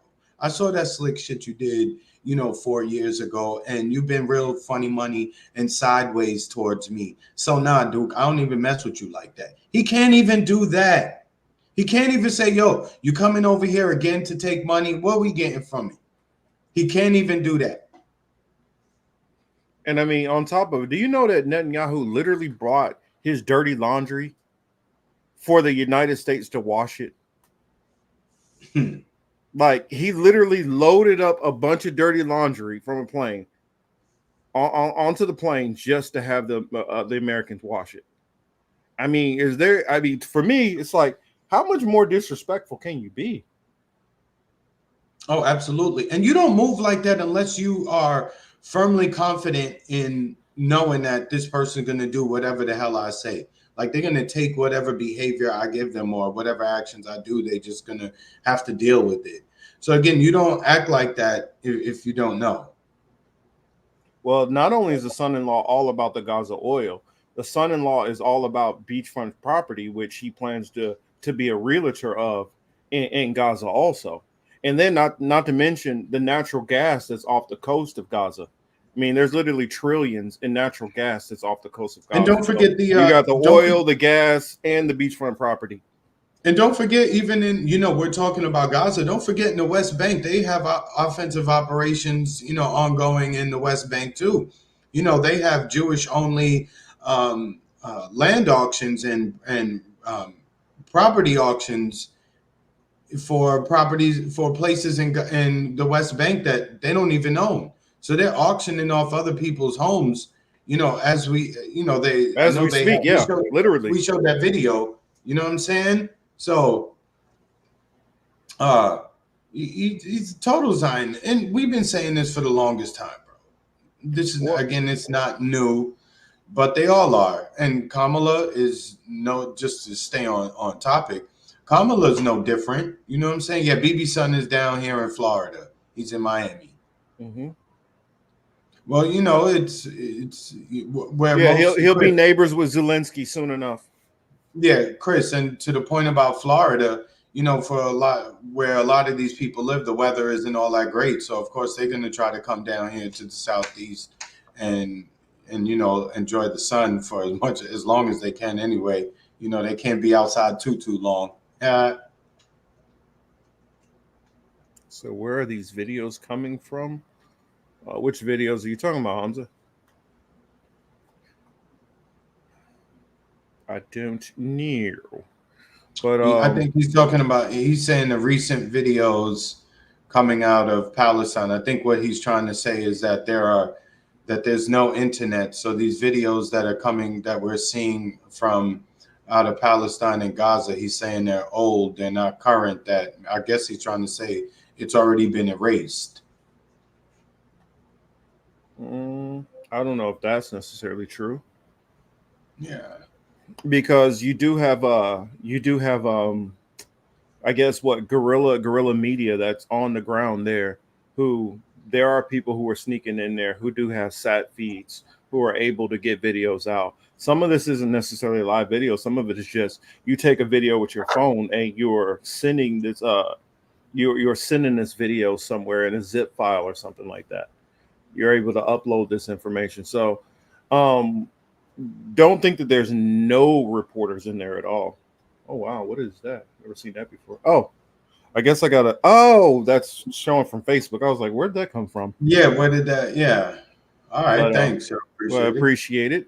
appreciate it. And shout out to. Oh, that's my mom watching. Hello, mother. But I would say that there are different ways for them to get that information from Palestine, and what's been going on when a lot of this blackout is the West Bank area, which I saw that Yonina posted about. Yes, Trump did move the capital to Jerusalem, but right now they have been taking over the West Bank, and that's the reason why they've been so much of a media blackout. that media blackout is so that they could do more of what's going on, like Trump is talking about. And for any of those people who think that Trump is so much against um, BB or the Zionist, any of that stuff, Bibi Netanyahu wants Trump in office. That's well known. So Yo, side note, Marcus, you know they making Robert Downey Jr. Doctor Doom. really They just interesting. announced it. But anyway, sorry, go ahead. Somebody That sent me this. that is interesting. But oh, I guess since we're already talking about Israel, then we can go on ahead and move to this recent strike that's happened. Now, I don't know. We're still details coming out, but last I heard, there's been what 12 casualties and over 30 injured. Well, I guess you can say all of them are casualties, but as far as actual deaths has been over 12. It's been 12, and there's been over 30 who have been injured so far, and we're trying to figure out. I guess they're still trying to figure out. Hezbollah is not set. Not, is I guess they initially took credit for sending rockets towards Israel, but they do not claim credit for the attack that happened. And for those who didn't see it, we're not going to show it because it's very rough. But it was what most of the victims were children who were hit. Um, Now, what we've heard from the Hezbollah side is they said that this is from the rockets that are being shot towards the Iron Dome, and the Iron Dome malfunctioned. And so, one of those rockets, which for those who don't know how the Iron Dome is, the Iron Dome is a system of rockets that is an air defense system. That one of those rockets has went astray, and that's what struck the Druids area of northern Israel. So still trying to figure out what's who's exactly at fault. I don't know, Chris. In your assessment, who do you think is probably at fault for this? Do you think that it's Hezbollah actually tried to attack? Do you think that this is a misfire from the interceptor missiles from the Iron Dome, or do you think it could be something even more nefarious, as in um, an intentional um, an intentional strike from inside of Israel? I would like to see the video of the missile, but I think it was probably there. Hezbollah, I believe, was firing on Israel. So Correct. I do think the incident was an accident. I just think it was one of the response missiles from the Iron Dome, just went haywire, and obviously it landed where it did inside in the um, in the Golan Heights somewhere. So Hmm. I don't think it's intentional. Like they said, okay, we're going to kill these people here, because quite honestly, at this point in time, they didn't have to, because Hezbollah, over the last like 2 weeks or so, 3 weeks, they have they have been claiming their shit. Hezbollah been on every time they hit or Yeah, something yeah, or they yeah. strike, they've been out there like, yo, son, we got them again. Yeah, we lighting their ass up. We outside. We doing our thing out here. So this has been their attitude. For Hezbollah to come out immediately and say, nah, that wasn't us. To me, I would believe them, because they've been openly claiming all of their prior attacks on, in the Golan Heights. So again, this looks like an accident. However, we already know what the Zeos, as you would say, Marcus, that's a good nickname. Uh, we already know what the Zeos are going to turn this into. They're going to say, oh, they attacked us. They attack civilians. They don't care about civilian life. So now we need to step up efforts to wipe them off the map. We know that Yeah. is coming. We know Yeah. that is coming. And I'll throw a shout out to Gregory Walker over on the Rock Friends side. He Greg, what's up, says, man? yo, all my podcasts are all on at the same time. Yeah, Oh, he's saying damn. WTF about the about Robert Downey Jr. Character. Said he saw. I'm not reading that comment because you're giving spoilers on Deadpool, and I don't want that, Gregory. I'm have to call you later and tell you about yourself for that. But yes, I definitely do want to see that. So I'm holding. I'm going to see it Tuesday, so nobody spoil it for me. I honestly regardless, I've come to the conclusion that I guess we probably may not find out, or maybe down the road we may or may not find out. It all depends on how Israel responds on this, because if Netanyahu decides to fire off and he takes it as it was a definitely an intentional attack from Hezbollah against this defenseless population of civilians, then this might give him the escalation that he wanted for them to move into war into Lebanon. And I saw some Israelis talking about, yes, we should invade Lebanon. For one, you Israel, if they're going to do anything, it's going to be air attacks. It's definitely not going to be them taking ground troops into Lebanon, because they have no chance at winning a battle of ground troops. Lebanon has easily 3 to 4 times the amount of troops, and they're battle hardened troops ready for that kind of a war. So, Israel, if they cross into there, as far as actual troops, it wouldn't be a very smart move. More than likely, it will be with bombing raids, because they do have military institutions right there to the north. So that would make a lot more sense. Um, so I would say definitely look at a possible escalation coming very soon. Um, and then how that escalation also, a lot of times escalation in any kind of war footing leads to a possible boost for the party which is in power. So for those who are thinking, oh well, with Trump, there's no possible way that Kamala beats him. Right now, we're already seeing that Kamala is polling better than Trump, and you factor in this could actually lead to a boost also, um, especially if Biden happened to step down at any point and Kamala assumes the mantle as president. If she was able to step in as the actual president, then she would get kind of the kudos or points for being the commander in chief right now while this stuff is going on. Um, yeah, I'm interested in seeing if all the money and all of the internet attention, because that seems to be the only place where Kamala really has any kind of action, is on the internet. Because outside in these streets, I talk to people, I come across people, I mention her name. There's very few people I have come across who are truly excited about her or even think that she has a chance to win. And these are amongst the people of all stripes, shapes Mhm. and sizes, if you will. So there's no consensus, that not consensus, but there's no I don't see the support offline that I do see online. So that tells me she's going to get smashed if she is the nominee. But, look, despite all the money, despite all the endorsements, there is a chance that she does not become the nominee. There is a chance.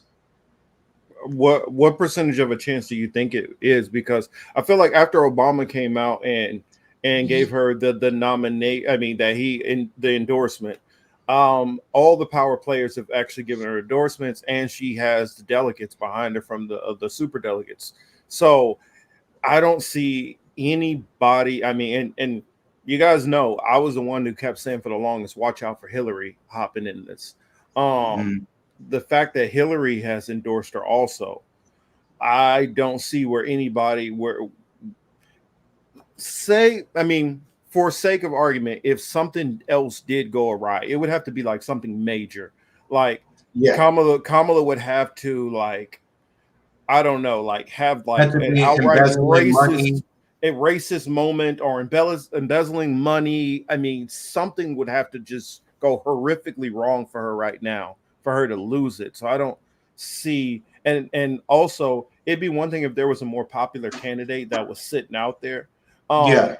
What I would say to um I just the reason why I don't think it's such an open and shut case that she would lose is, I granted I'll give you that you don't see the energy for Kamala outside of online, but for Biden there wasn't the energy either, and sometimes, like I told people, it's not that Kamala will win by a bunch of people saying, "Oh my God, I just love Kamala."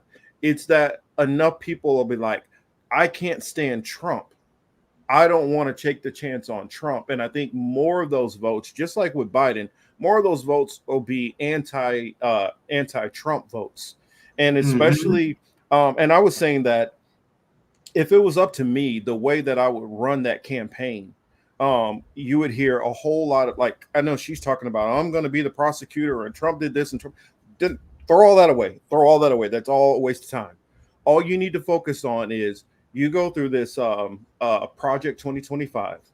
Um, for a lot of the people in the Black community, a lot of the legal stuff that they want to do, if you go in and you really make it clear what's on the table, what they want to do. I mean, for instance, for me, some of the stuff they want to do, if they were able to get all of the stuff done, it would literally take money away from disabled veterans. They want to do that. There's so many things in there that if they were able to get it done, would affect so many communities negatively.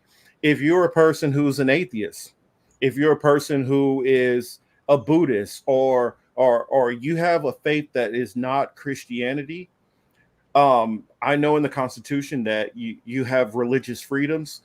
Basically, this would get rid of a lot of religious freedoms and say, no, you're going to be a Christian. That's it.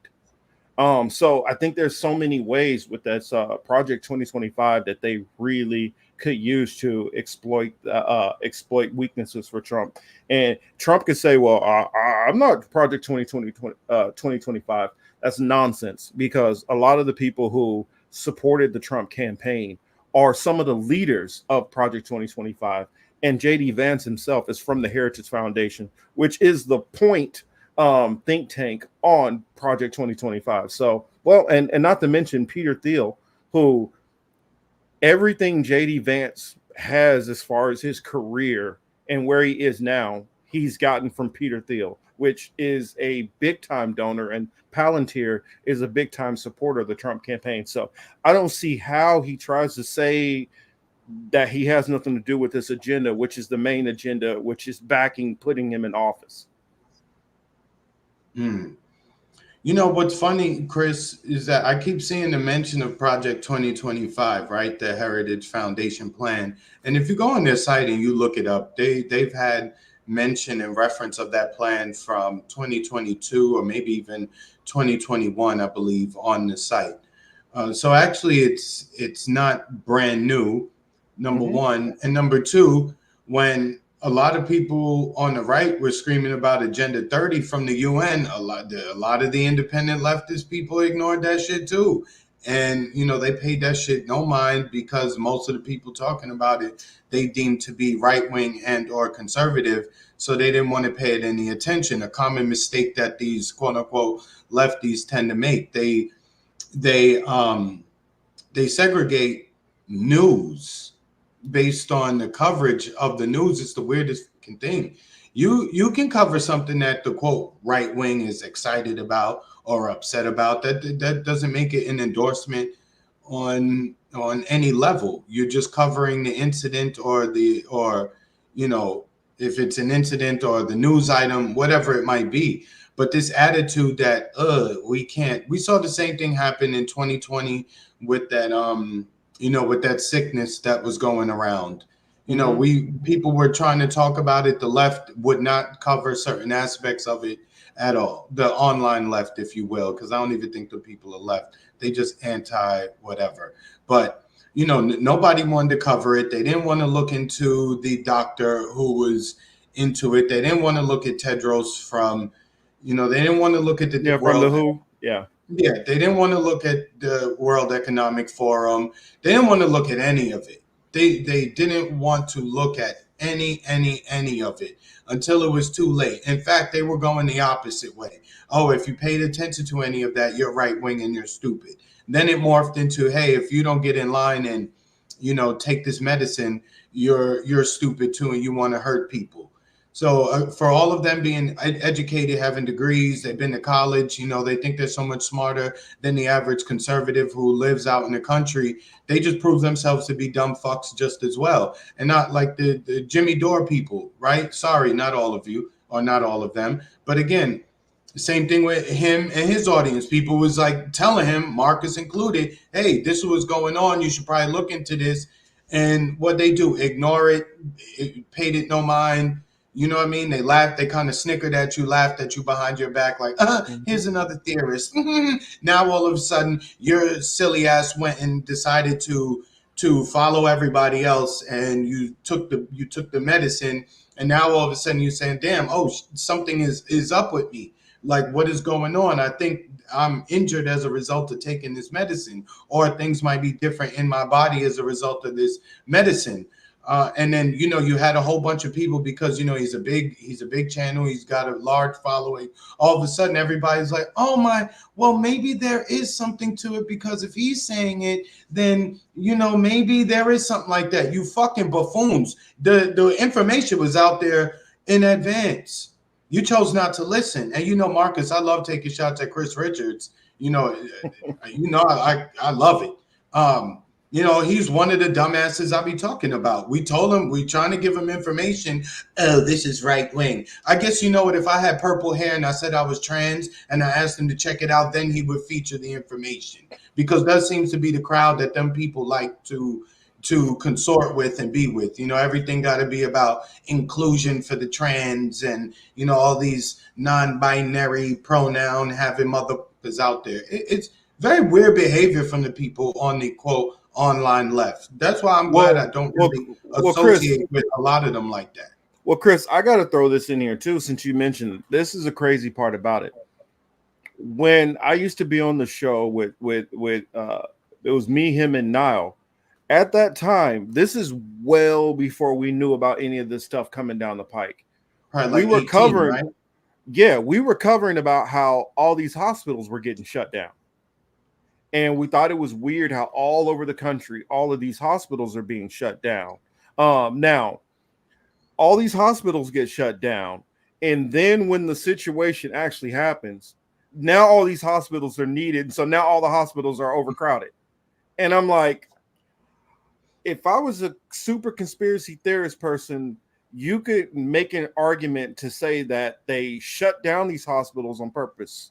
I'm not saying that's what happened. Yeah. I mean, Marcus, I believe that the powers that be above were worried about like making money off the hospitals and corporate profits and things like that, and then shut them down to consolidate, but never thought about what happens if a situation arises and we actually need a whole bunch of more room in hospitals. What happens if that, and so none of that was thought about, just like how most of the manufacturing has been shipped out of this country.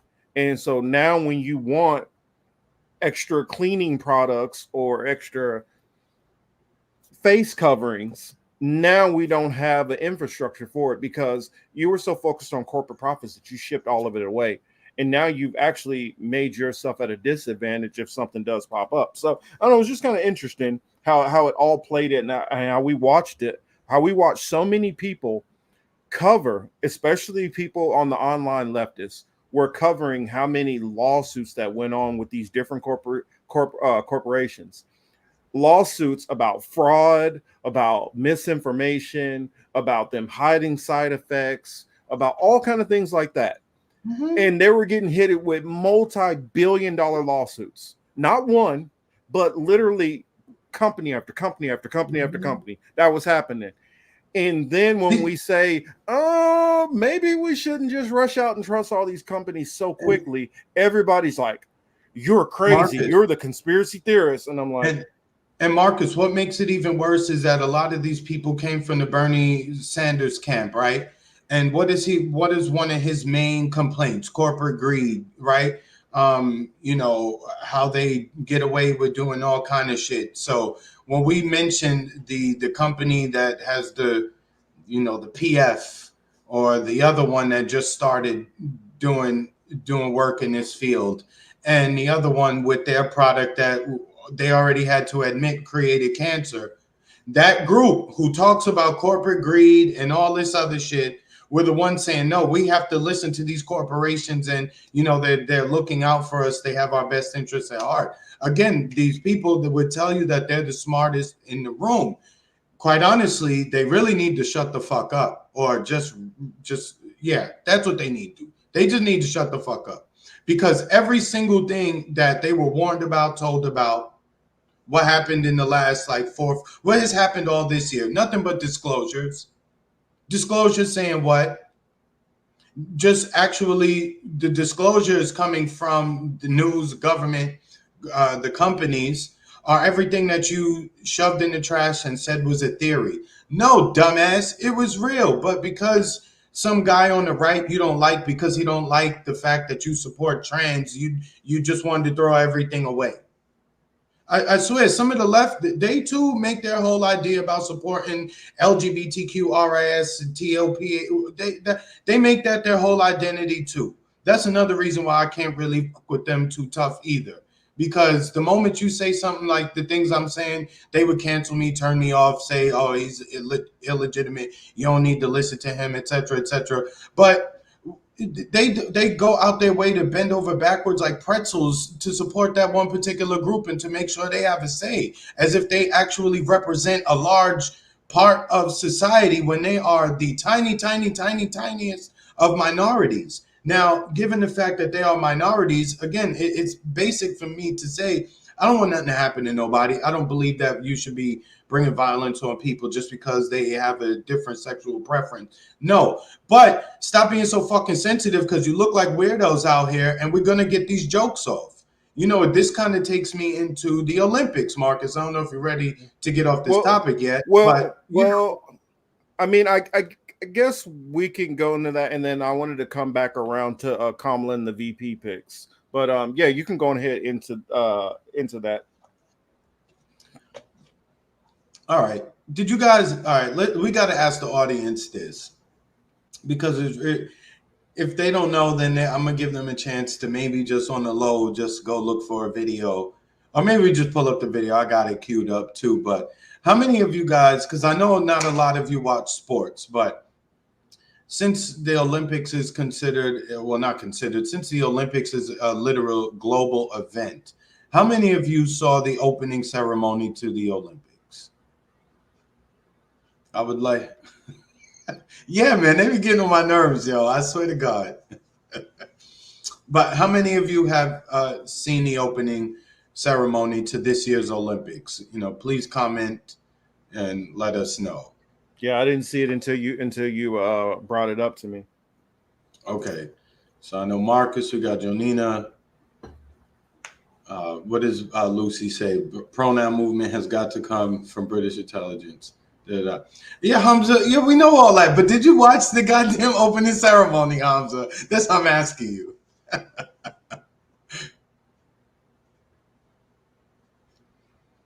Okay, so yo, they went way left with it, to the point to where they had a dude's testicle hanging out the bottom of his little shorts. B, how do you have that happen? How do you have that happen on live television? How do you have it with him standing next to a child? I mean, it's crazy. Matter of fact, here we go. Just make Put it sure you on. don't zoom in to that. I was like, No. We wow. ain't I doing. don't know how that passed on NBC, that they didn't catch that, and like, yo, we got to at least like zoom that out. I mean, how are we just allowing this on TV? You know, furthermore, you know, I saw a lot of Christians and Catholics saying, and rightfully so, saying that would they have allowed this type of presentation had it been about, you know, Islam? Why stop at Islam? Why not include Judaism? If they had some type of portrayal like this or something like this, and it was making fun of Judaism, would this have been allowed to fly? I'm not caping for Christians and all that other shit. I'm just genuinely curious as to why there always seems to be a mockery of Christianity. Again, I'm not this born again Christian. I just have questions, because when you see them do, we saw this with what's his face, Lil Nas X, right? He twerking on the devil. We see them perform as nuns and shit like that, and priests, and things Yeah, like you're that. talking about the Sam Smith thing where he performed and did all the devil stuff up there. Yeah, they do all the devil worshiping and all this stuff, and they make fun of Christianity. I just want to know why they're so bold towards Christianity, but quiet as when it pertains to other groups. And But it anyway, almost Marcus. seems like it's an intentional affront. Like I was talking to Chris earlier about this. It's like somebody has like some kind of an axe to grind, and they're like, you know what? I know Christians, y'all haven't said nothing to me, but I just want to flip the middle fingers to all y'all every chance I get. Mm-hmm.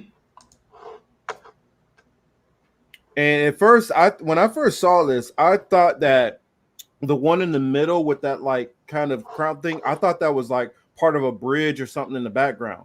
But that's not. That's actual some kind of headpiece that's kind of like mocking the old photos, how there would be like a halo or a crown.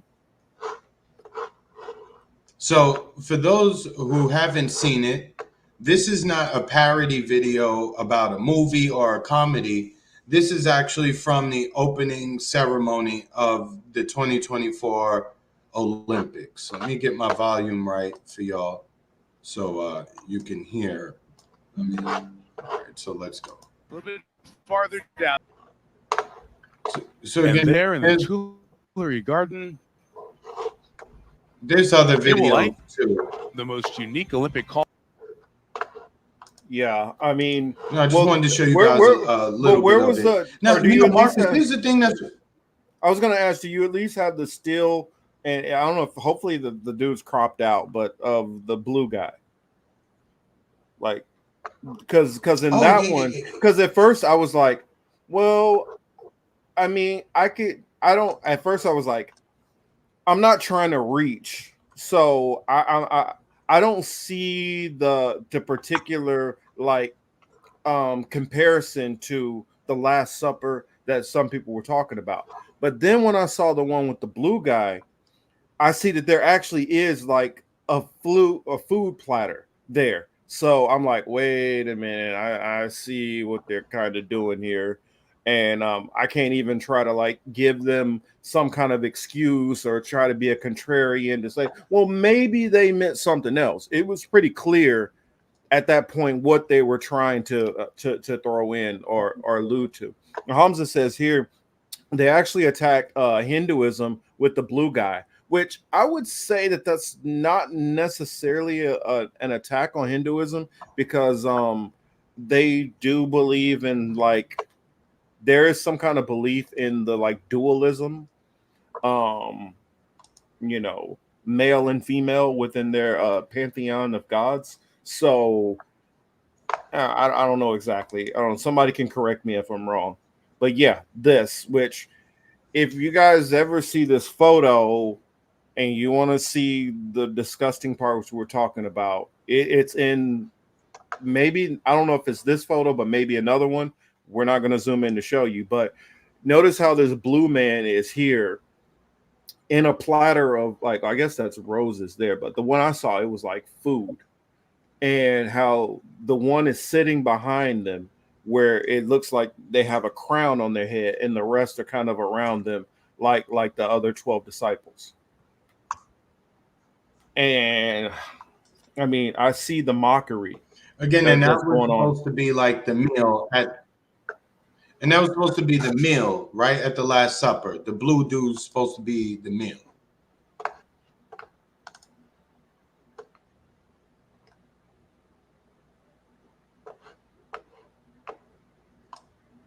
I don't know. Hamza says, Oh, there we go go. search Krishna God. But yeah, I do know about that the God is the one is blue in there. But I believe in like I've seen in some of the Hindu things where there's a okay, yeah, I guess yeah, you Marcus, can see food there. Oh yeah. Oh wow. Québec ah Seriously. tiens, Philippe Catherine, je vous laisse avec lui. Waouh. Ça s'appelle Est-ce Nu qu'il et y il a aurait des et un choix frères si artistique. on était restés tout nus? Non. Ou cacher un revolver quand on est tout nu? Ou je sais où vous pensez, mais c'est pas une bonne idée. Ouais. Plus de riches, plus de pauvres quand on redevient tout nu. You probably should mute it so we don't have to worry about copyright Qu'on on the soit music. slim, qu'on soit gros, on est tout simplement nus. But yeah, that's that's what that is. I didn't want to show the whole fucking thing, but I just wanted to show how weird. I just wanted to show how weird this is, and just even from a demographic standpoint, right? The Olympics is all about sports. It's not a cultural thing about arts and shit like that. It's about who can do the most flips into the pool, who can run the fastest around the track, who can what country has the best basketball team, and things of that nature. It's about competition. You know what I'm saying? So mostly, obviously, men. And clearly there's women who are athletes and into sports as well. So the point I'm trying to make is that it's going to be a lot of probably straight people watching this stuff, and this is why I say, like, you're forcing the issue. The vast majority of the people taking in this who are interested in the Olympics are probably people who aren't homosexual. Sure, there are homosexual who are into sports as well. I'm not saying that they don't exist. However, they do not outnumber the number of straight people who are into this. So whenever you put content like this on and you put a whole display on like this, again, you're forcing this shit. You're forcing this onto people. And the only thing that's going to happen is just backlash. You're going to have people sounding like me and probably worse. Because quite honestly, again, it's always sex with them. Every fucking thing with them is sex. I'm not even saying they got to have like ring girls from boxing walking around the strings with their titties and asses out, right? However, you could have did something sports related. You didn't have to go anything religious in the Olympics. You know what I'm saying? You didn't have to do that, and you surely didn't have to do it the way that you did. You know what I'm saying? It's fucking weird. And again, it's making people push back because there clearly is an agenda going on. And what is the agenda, right? Do you want inclusion and acceptance and y'all keep putting yourselves in spaces you don't fucking belong. Let's be honest. I didn't want to see your fucking nuts hanging out the side of your shorts when I went to check in for the Olympics. I didn't want to see this man half on the table, pretending like he's a snack to them people. It's fucking weird and gross, dog. Yeah, I And mean, again, we have accepted the shit for far too long. Now this is where the pushback comes. I know I'm far from the only person who feels like this, and not that I need anybody to feel like this because it's just my opinion. But the shit is nasty, B. All the time they're always pushing their sex in your face. All the time there's sex in your face. They don't. What else do you have to offer besides your sexual preferences and proclivities? What else are you bringing to the table besides that? You're not bringing anything intelligent. Everything is about your emotions. Look, how about this? You go get help and healing from whatever happened to you when you were a child. Clearly, we're dealing with a lot of fucking child abuse in these scenes. People, please go get fucking help.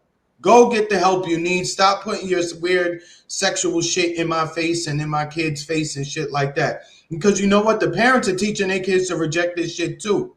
So if you think that this inclusion shit is to this extent, like this is going to benefit you in the future, no, it is not. The kids just aren't saying anything, but when they go home, they're hearing about it. Some parents are very much in tune to this. When I speak to some of these parents who I deal with regarding athletics, they not for this bullshit either. And they are speaking about it either. The kids think it's weird too. I asked the kids today, yo, y'all saw this? Ew, nasty. Why are they doing this? They just want to see Steph Curry and LeBron in the Olympics. They didn't put on the TV to see this shit. yeah, I mean, agreed. I don't get why, and I get that maybe the LGBTQ and whatever else that I might be leaving out of the whatever letters and numbers and whatever you're gonna add, but people have no problem with accepting you being, interested in the same sex or no sex or whatever you want to call it. But the issue I feel most people are running into is why do we have to know about your sexual preferences? Why do we need to know explicitly what you're into? We don't. Please keep what you want to do behind closed doors. We don't need to have a front row display to that. That's what I would say. The more I guess buttoned up response. Just can we get to a point where we make the Olympics about team sports, or sometimes it's individual sports in some cases, and representing your country the best you can as far as competitive sports. And you know, the Olympics was always looked at as a way to compete without having war. And I don't feel like, I think that people are taking liberties with this event and turn it into something else, and this putting your political agendas to the forefront. This, I mean, can we just cease with this? This is not necessary at all. I mean, and I think from, if I had small kids, I wouldn't want to have to. You would think the Olympics is the one thing that you should be able to sit down with your family from a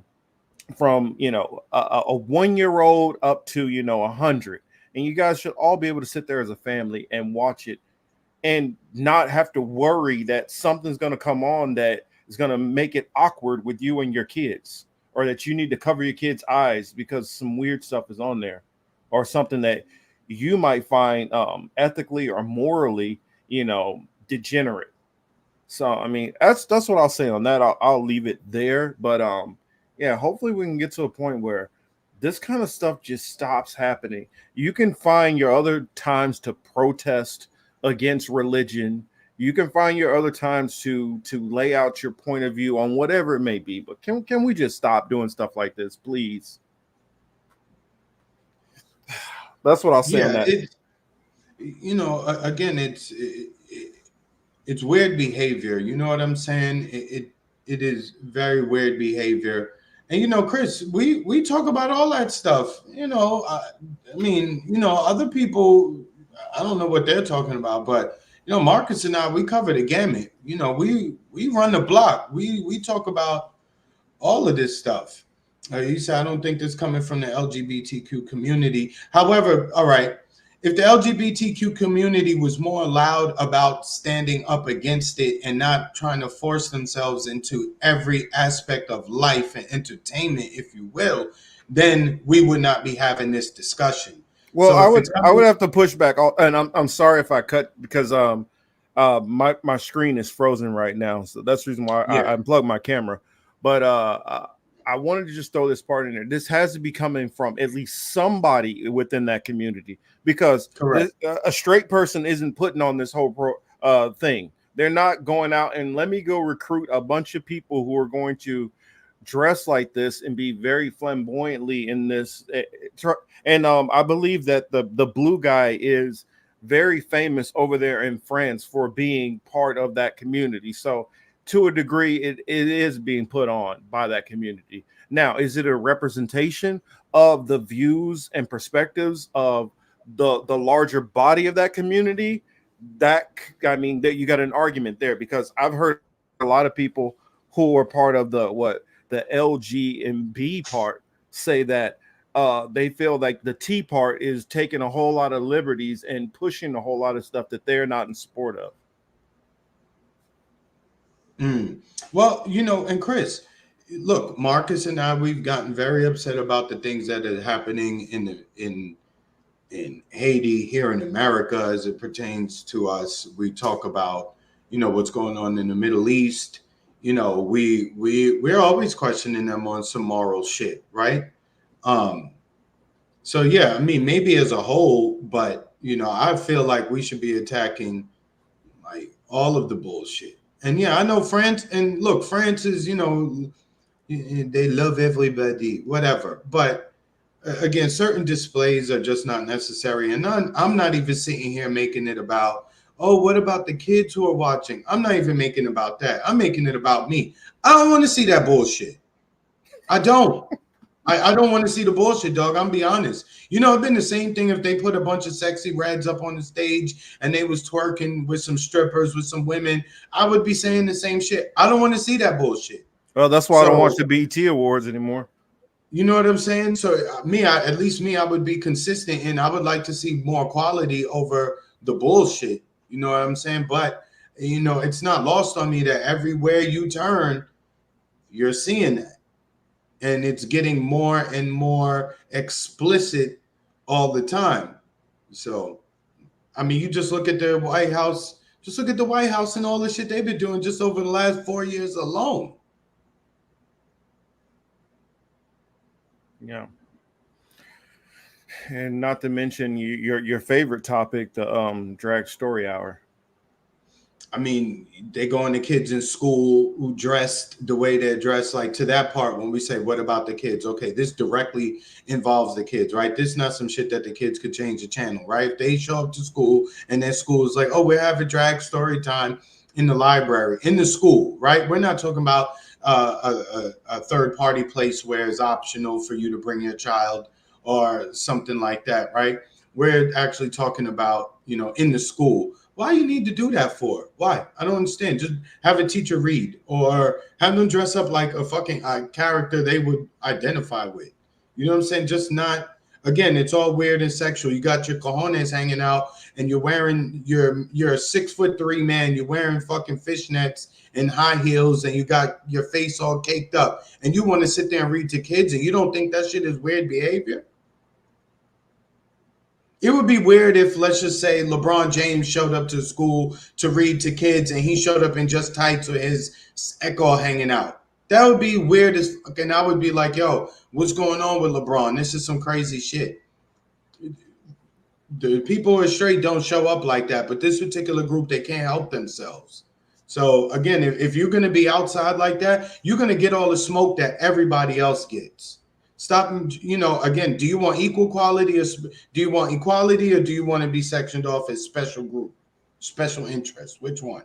Because as I always say, if you're going to be equal, then you're going to get the criticism like everybody else. You're going to get the jokes like everybody else. You can't say, oh, we're equal, this, and that. And then whenever you hear shit you don't like, then be like, no, we need to be treated very special. Nah, you can't have it both ways. I damn sure I'm not giving it to you no way. But you ain't definitely having it that way. Pause all that. Okay. And I guess a rough transition. I mean, we can get off that topic. Yeah. But I kind of wanted to go into some of the Kamala potential picks, and all of my devices are completely frozen up. So damn. I kind of want to hear. I guess I could probably hold on. I can switch out of the Facebook chat and go into this article real quick. So I guess I will just go through some of them that they're mentioning and see what you say, because I've been hearing a bunch of different names. So I know last week I just kind of threw out some randomly, but these are some of the ones which I'm seriously hearing about, and I'm wondering what's your thoughts on some of these picks.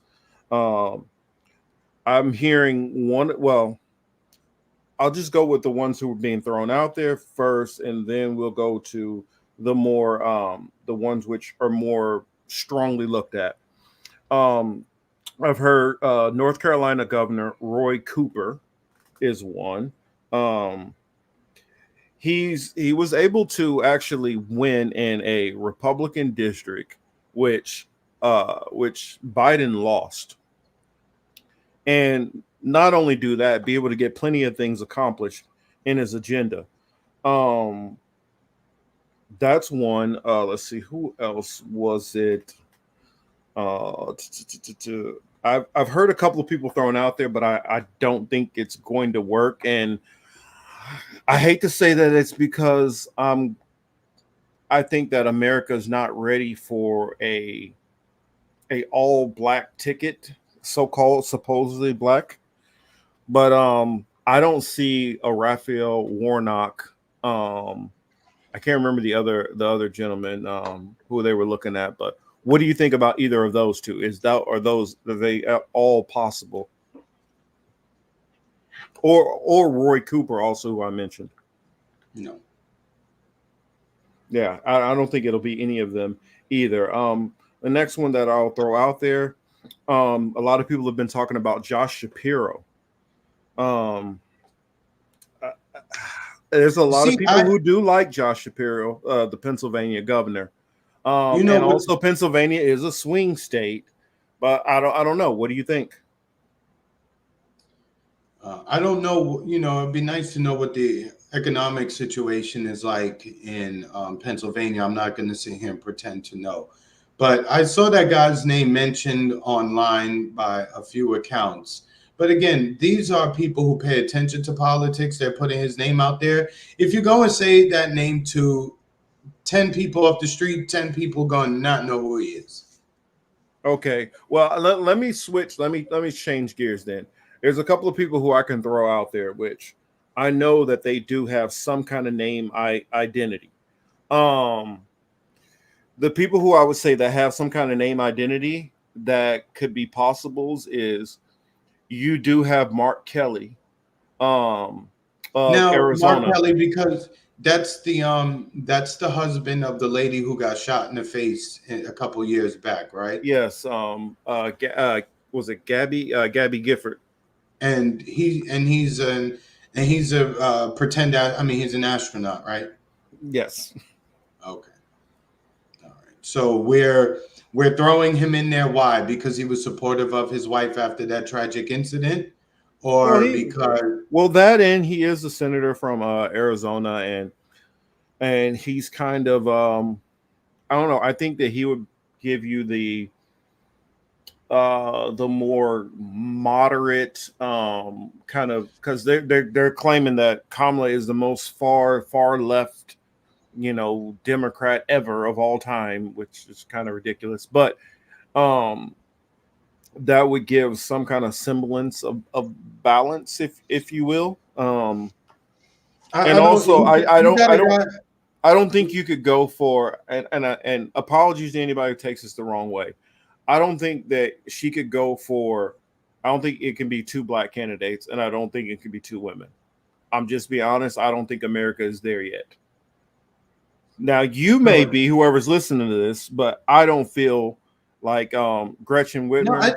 I don't see it to women. I just don't buy that America would do that, if or they like a were Raphael Warnock. I don't see that either. Also, if he was taken out, then they would be replaced by his replacement would come from Brian Kemp, which would lose a Senate seat. So I don't see that as the one. And then you have what JB Pritzker is another big name that could possibly be the one. so you want to, not you, Marcus, when I say you, but you Mm-hmm. want to take somebody who pretends to play in space and you want to make him vice president. Actually, you know what, that is fitting. You know what I mean? And to the extent that you say two black women couldn't win or two women couldn't win, if they had legitimate support from the people, I could easily see them winning. However, the choices that they would give us, they're all like a homegrown inside of whether conservative Inc. or liberal Inc. Democrats Inc. Like they would only come from that cloth. So, which is why they would have no chance of success because they're not legitimate. They're not with the people. They you know what I mean? They're grown in a lab and then put on TV and we're told to listen to them in the political sphere. But they're nobody who has actually any connections with, people on the ground. Yeah, I mean, I'm just. Oh shoot, am I still there? Yeah. Okay, just making sure I'm still there. But I'm just trying to figure out.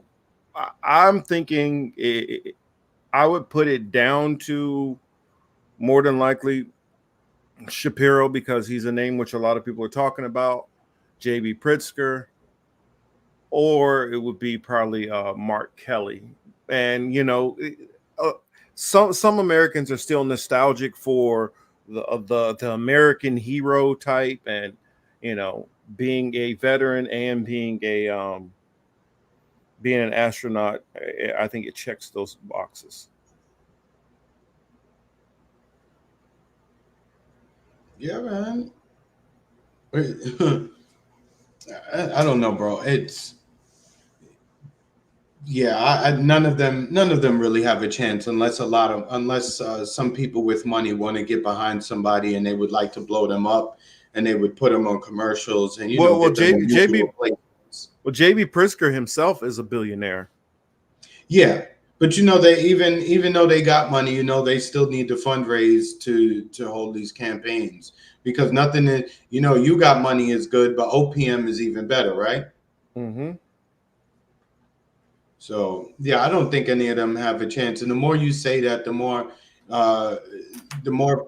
names you throw out there, the more I'm inclined to go with your earlier thought regarding Kamala sewing it up. Especially after the Obama endorsement. Yeah, I mean, I guess if it was like, say, I could see it like if Michelle Obama hopped in as their Veep, I could see that as a possibility of so-called having 2 black women. Yeah, but I still think like I don't know. I just and I got to remember I could be wrong. I could just be old man thinking because I didn't think Obama would win. I saw that. I knew he was going to win. That I didn't have any doubts. Just the climate of things. The we had deal with the fallout from the Bush presidency. So the conditions were perfect for someone even with the name Barack Hussein Obama to become president. If it was any other set of circumstances leading up to that 2008 election, I would have doubted his ability to win. But given after everything that just had transpired over the last 7 years up to that point, I believe it was easy for him to win. I mean, that makes sense. That definitely makes sense. So, Marcus, you want to get into the last thing? Yeah. I guess pull up that. Yeah, I guess pull up the thing about the homelessness. This might drop me for a minute, but I'll try to come back if I get dropped.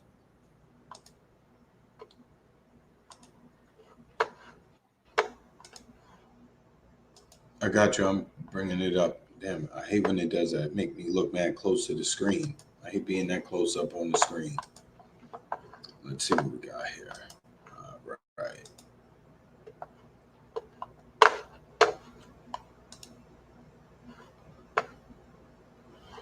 All right, so we got to add. Let me skip this ad.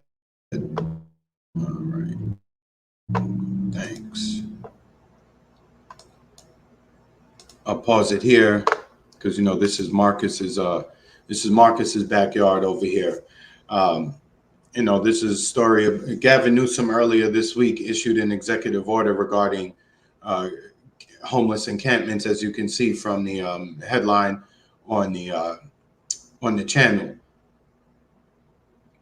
But in talking to Marcus, the issue is like most things, some issues are black and white, and then other issues. Switch you real quick. Yeah. Some issues require a little bit of nuance and a discussion on a level beyond the surface because not everything is easily explainable. I mean, they're easily explainable, but there's multiple reasons why we see certain things. So let me go ahead and finish playing the video. Drive anywhere in the county, this is just the tip of the iceberg. So with these situations in mind, today the governor of California, Gavin Newsom, ordering state agencies to start removing homeless encampments on state land. California has about 1/3 of the nation's homeless population. Today's action follows the recent Supreme Court ruling that said cities can enforce bans on sleeping outside in public spaces. The governor posted this video today, putting local governments on notice. No longer any excuses. $1 billion this state has invested to support communities to clean up these encampments. We have now no excuse with the Supreme Court decision. This executive order is about pushing that paradigm further and getting a sense of urgency that's required of local government to do their job. Now, the reaction we're getting from both the unhoused and neighbors dealing with encampments is not exactly a ringing endorsement of Newsom's directive. Fox 11's Christina Gonzalez live in Sun Valley now with more. Christina? Well, the first question people out here have is, if the governor wanted to do something about homelessness, why didn't he do all this when he first became governor instead of now when he's trying to get the national spotlight, as it were? Take a look. What do you think of the governor making this announcement today? He's a whack. It's the optics. He's just saying that to get everyone's attention, to basically make himself look like the guy who wants to clean it all up. Reaction to Governor Newsom's executive order directing state agencies to deal with homeless encampments. Nothing will change, say those having to deal with the encampments in front of their homes or businesses, who describe the seemingly never-ending cycle. Since they chased everybody on the street over there, they moved here. And they're dealing drugs constantly. We call the police, tell them, hey, they're dealing drugs. Nobody comes. Nobody tows you away. If one of us parked our car here, it'd get towed away. Nothing will change, say many of those living in tents who insist they've been waiting for promised help. I've been on Section 8 housing for 20 years waiting. You have to wait? I don't know how, and I'm like legally blind, so I should have got it a long time ago. Mosquitoes. Rushing stagnant water to stop mosquito breeding or tapping into fire extinguishers for clean water. We do bird baths, we get buckets, and that's how we shower every day. Most we talk to say the help offered hasn't materialized or doesn't fit their needs. They kind of just threw me in a hotel room, gave me a bed, but it kind of sucks that I don't get to choose my roommate. I'm on a list that they come back and check in every now and then, and they check back in with me, but so far nothing's happened. There's been only one person that really tried helping, and unfortunately, I don't know what happened to her. He says if politicians really did, instead of talking about doing to get elected, perhaps the long line of RVs sitting in front of his house for years now would be gone by now. And as far as the governor's order, just another, promise that's not going to get anywhere. It's a losing battle. It's a losing battle. And, people in the tents saying if they're made to move from the tents, they'll just move into vehicles or RVs because the local government doesn't really enforce the no camping laws and they don't really make them move. And if so, they make them move 3 or 4 feet. So as long as that happens, what they're saying is the governor can say whatever he wants. It's the local governments that are going to enforce whatever they think is right. And out here in LA, a lot of people are not liking what they see. Live in Sun Valley, I'm Christina Gonzalez. Back to you in the studio. All right, Christina, thank you so much. Part of the reason that the governor is doing this now and not 5 years ago is the Supreme Court just allowed him to do this about a month ago. But we want more clarity from the governor. He is not doing any interviews today, and nobody in his team doing any interviews today answering specifics about how this exactly is going to work. The timing is interesting, and we do have more reaction. New at 6, LA County Sheriff Robert Luna says he welcomes the governor's order. He says, yeah, that his agency is going to continue to treat unhoused members of the community in a humane way. Those poor deputies and police officers out there, the first responders, they get called into situations that are sometimes very challenging to deal with. You've got people who are saying, hey, we want them moved. And of course, we got to remain constitutional in our practice, service oriented, but still solve the problem. program. Luna says LA County is ahead of the curve on the issue of homelessness, but he says there's much more work that remains. With more on today's executive order and the continued efforts to combat the homelessness crisis, we're joined by, this is the Mayor of Santa Monica, Phil Brock. Mayor, good to have you tonight. Nice to be here. When you heard this break this afternoon, or early this morning, I should say, what was your initial reaction? Well, my initial reaction was to contact our city attorney and see what the result is. The reaction right now is it doesn't do anything in Santa Monica except help clear the I-10. So the Santa Monica freeway embankments have homeless people on them. We have to press Caltrans sometimes 2 weeks, 3 weeks, a month to clear those areas. That's also where we get arson fires. This ruling has, I understand it so far, doesn't affect the streets. It doesn't affect Santa Monica beaches. It doesn't affect downtown. It only affects state of California property. So in Santa Monica, those are the Santa Monica Freeway embankments. And with the ruling that Alex just mentioned, the Supreme Court ruling that came down about a month ago, you didn't necessarily need the governor's blessing, which it seems like that's what's happening today. But I think that provides more impetus to get things done, to not slough off the Supreme Court ruling. We have to deal with people on our streets. And quite frankly, we're compassionate and humane in Santa Monica, but we also have to be compassionate toward our residents, toward our businesses, and not compassionate to let people die on Santa Monica streets. So just to be clear on how this works, because I'm trying to understand. So the state lands, the state will be. Did you notice that says Santa Methica? I saw that. I was laughing too. Santa Methica is not safe. You know, I was going to say though, you know, again, I get it. Things happen to people, but a lot of these people look like drug addicts. And yeah, a lot of them just drug addicts who just want to get high. And, you know, you try to provide any structure to them that does not involve them getting high. It's going to be a difficult task to move them because the addiction is clearly going to control their lives. So it's a tough dance to have to, you know, it's a tough road to navigate, because if there's people, for instance, if I was homeless and I was still working and I was waiting on housing, you know, I would try to be living out of my car. Maybe if I had some friends, I would go ask them to take a shower, shit like that. But I wouldn't just be on the street like that.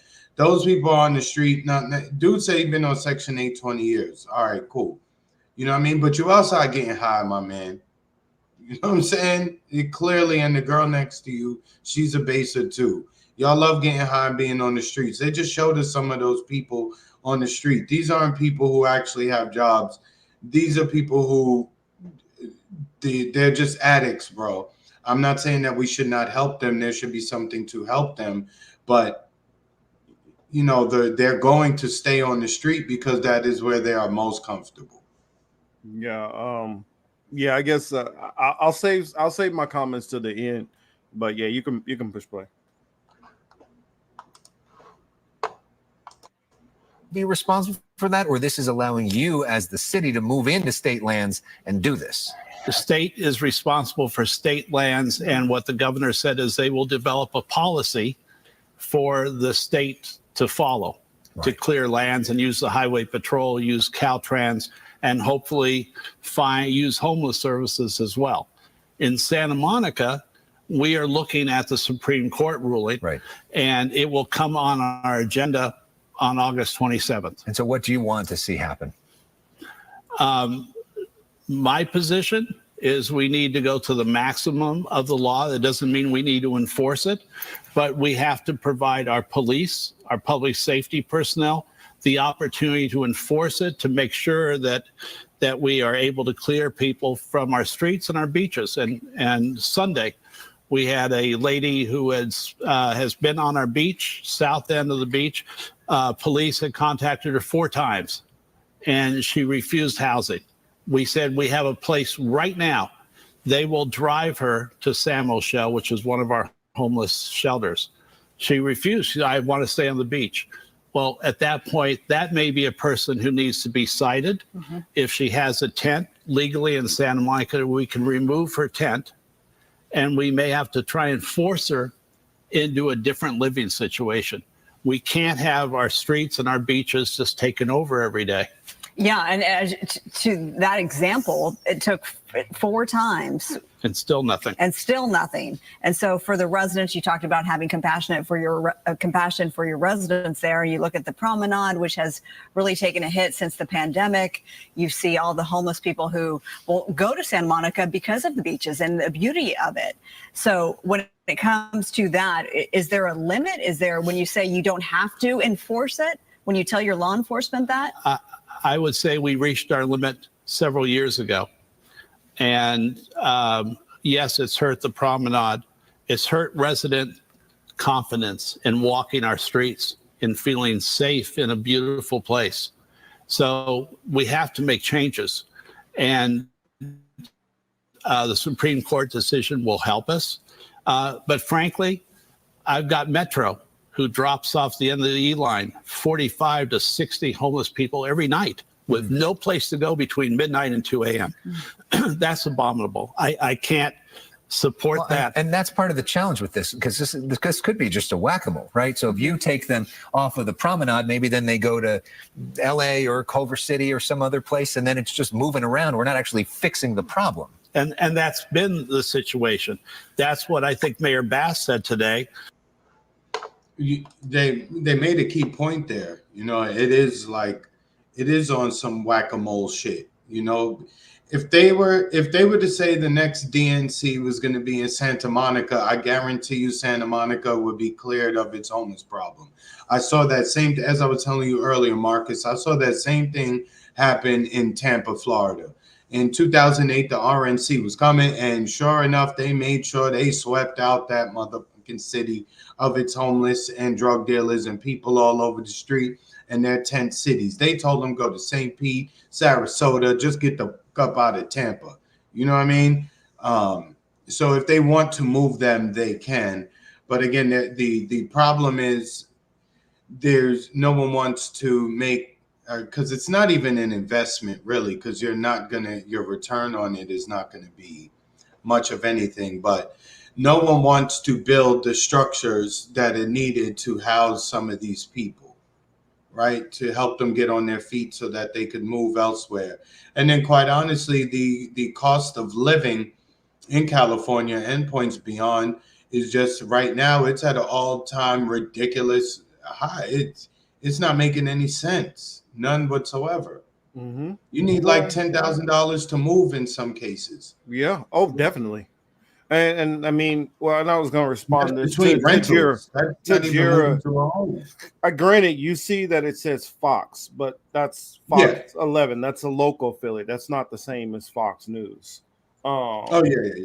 So these people aren't coming with some kind of political lean, because I can guarantee you that guy, the anchor, is a Gavin Newsom supporter. So it's not on some Fox News stuff. What I would say, and I told Chris this earlier, a third of the homeless population lives in California. Some of those, hey Ruby, some of them are people who come from other states who just decide, well, I guess I'm gonna be homeless. So, or they're already homeless and they decide, well, I don't want to live in this cold weather place and be homeless. Let me move to California. Yeah, but it's not quite the same. These people are not dictated down to have right-wing views. Because they wouldn't even be covering this story not the way they're covering it. I can show you people out here who cover it very differently than this. But also, this is kind of all the news channels out here are kind of covering this pretty much similarly. Kind of straight balls and strikes. It's the difference you're seeing is from the different politicians, how they feel about it. That's where, but as far as how it's been covered, it's kind of just balls and strikes.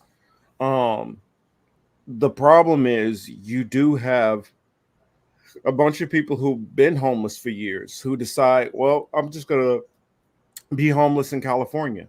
And I was telling Chris, I said, all of these like right-wing governors who talk trash about California, if they moved out here and became governor, they wouldn't fix the problem either.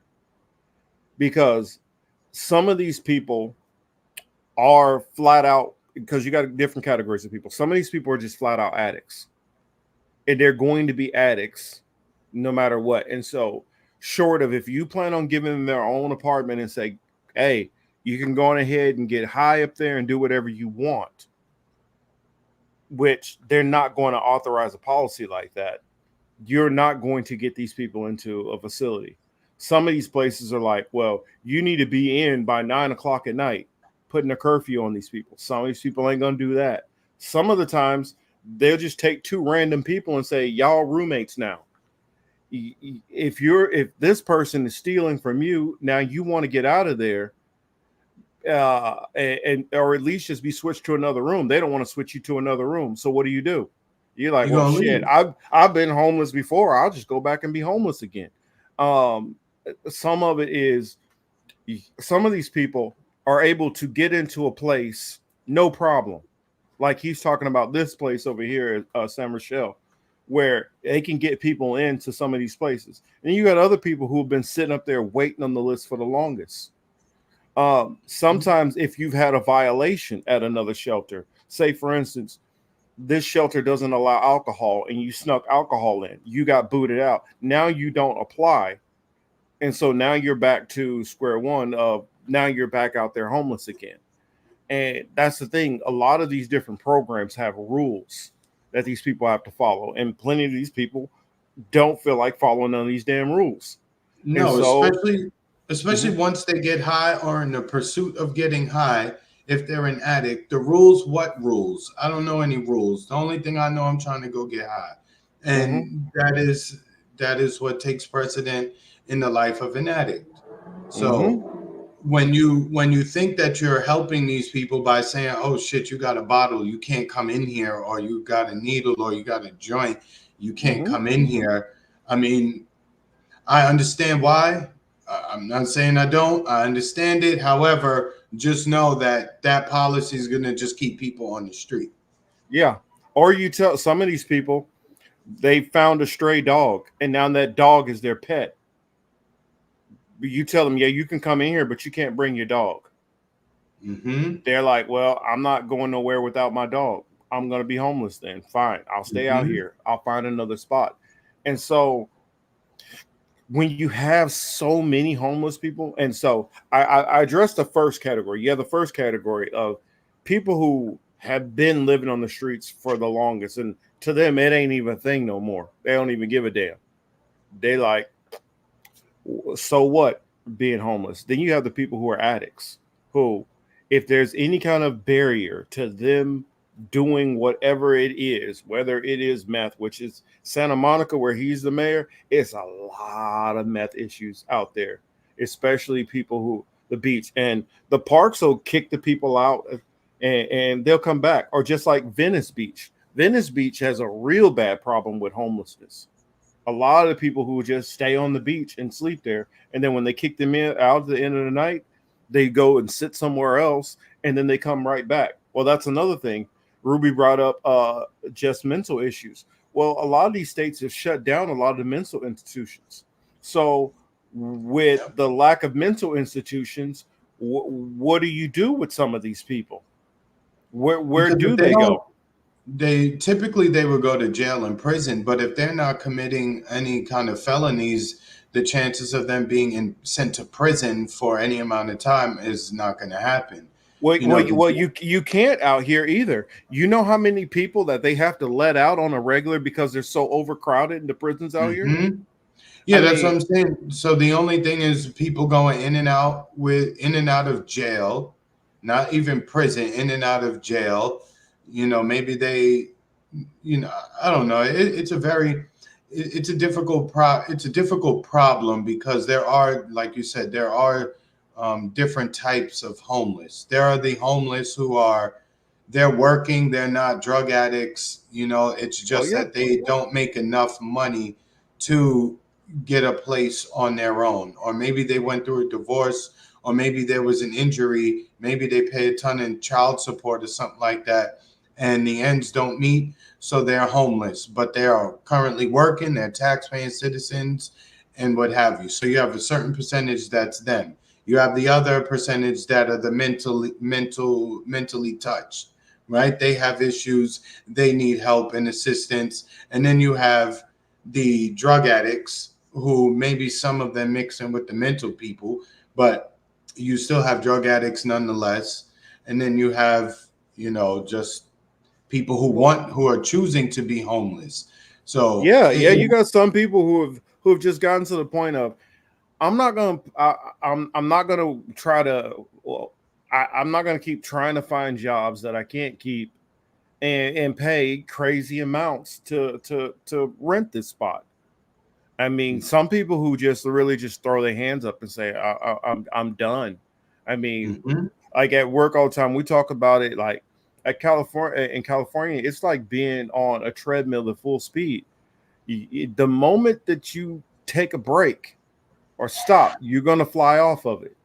And if you ever stop, grinding out here, life can just take a very drastic turn for you. Or you could easily not pay a bill, or auto pay doesn't go through, and you thought you had some extra money, so you spent that, but really that was supposed to go towards whatever.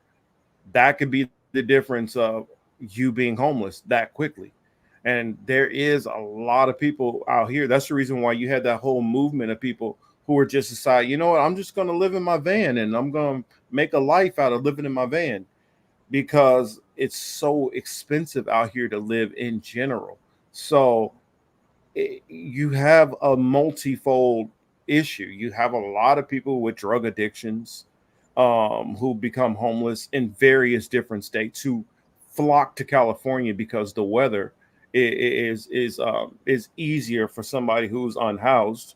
Then you have the people who have mental issues. Then you have, just outright drug addicts. Then you have people where in other states they figure, well, I could just break the law and then I can be able to get, a roof over my head to stay. Well, you can't do that out here. I mean, some of the prisons, there's literally just like an open area with a whole bunch of cots, because you ain't even got a cell. It's just you and like 50, 60 people all packed in there together. So it's tough, the situation.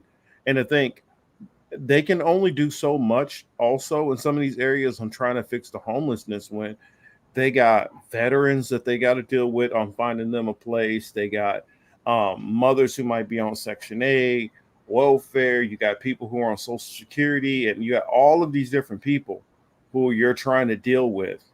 I mean, we're talking about a state of 40 million people, and it's a very expensive state. So factor all that in, and this is the kind of situation that you end up in. Yeah. Again, whenever you have the cost of housing being what it is across the country, it's not a surprise that you'll experience that.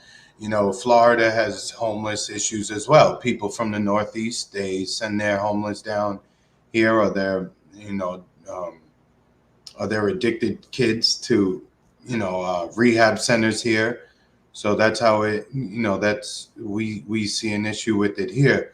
Obviously not to the extent that California or New York might see it, but, we're up there. Florida is officially number 3 now in terms of population.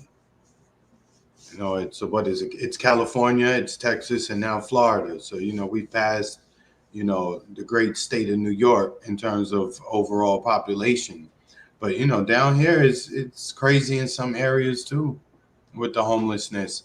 Yeah, people, Ruby, to your comment, even here, not too far from me, you could drive by Walmarts and still see, you can still see the people living in the parking lots of the Walmarts and Targets and abandoned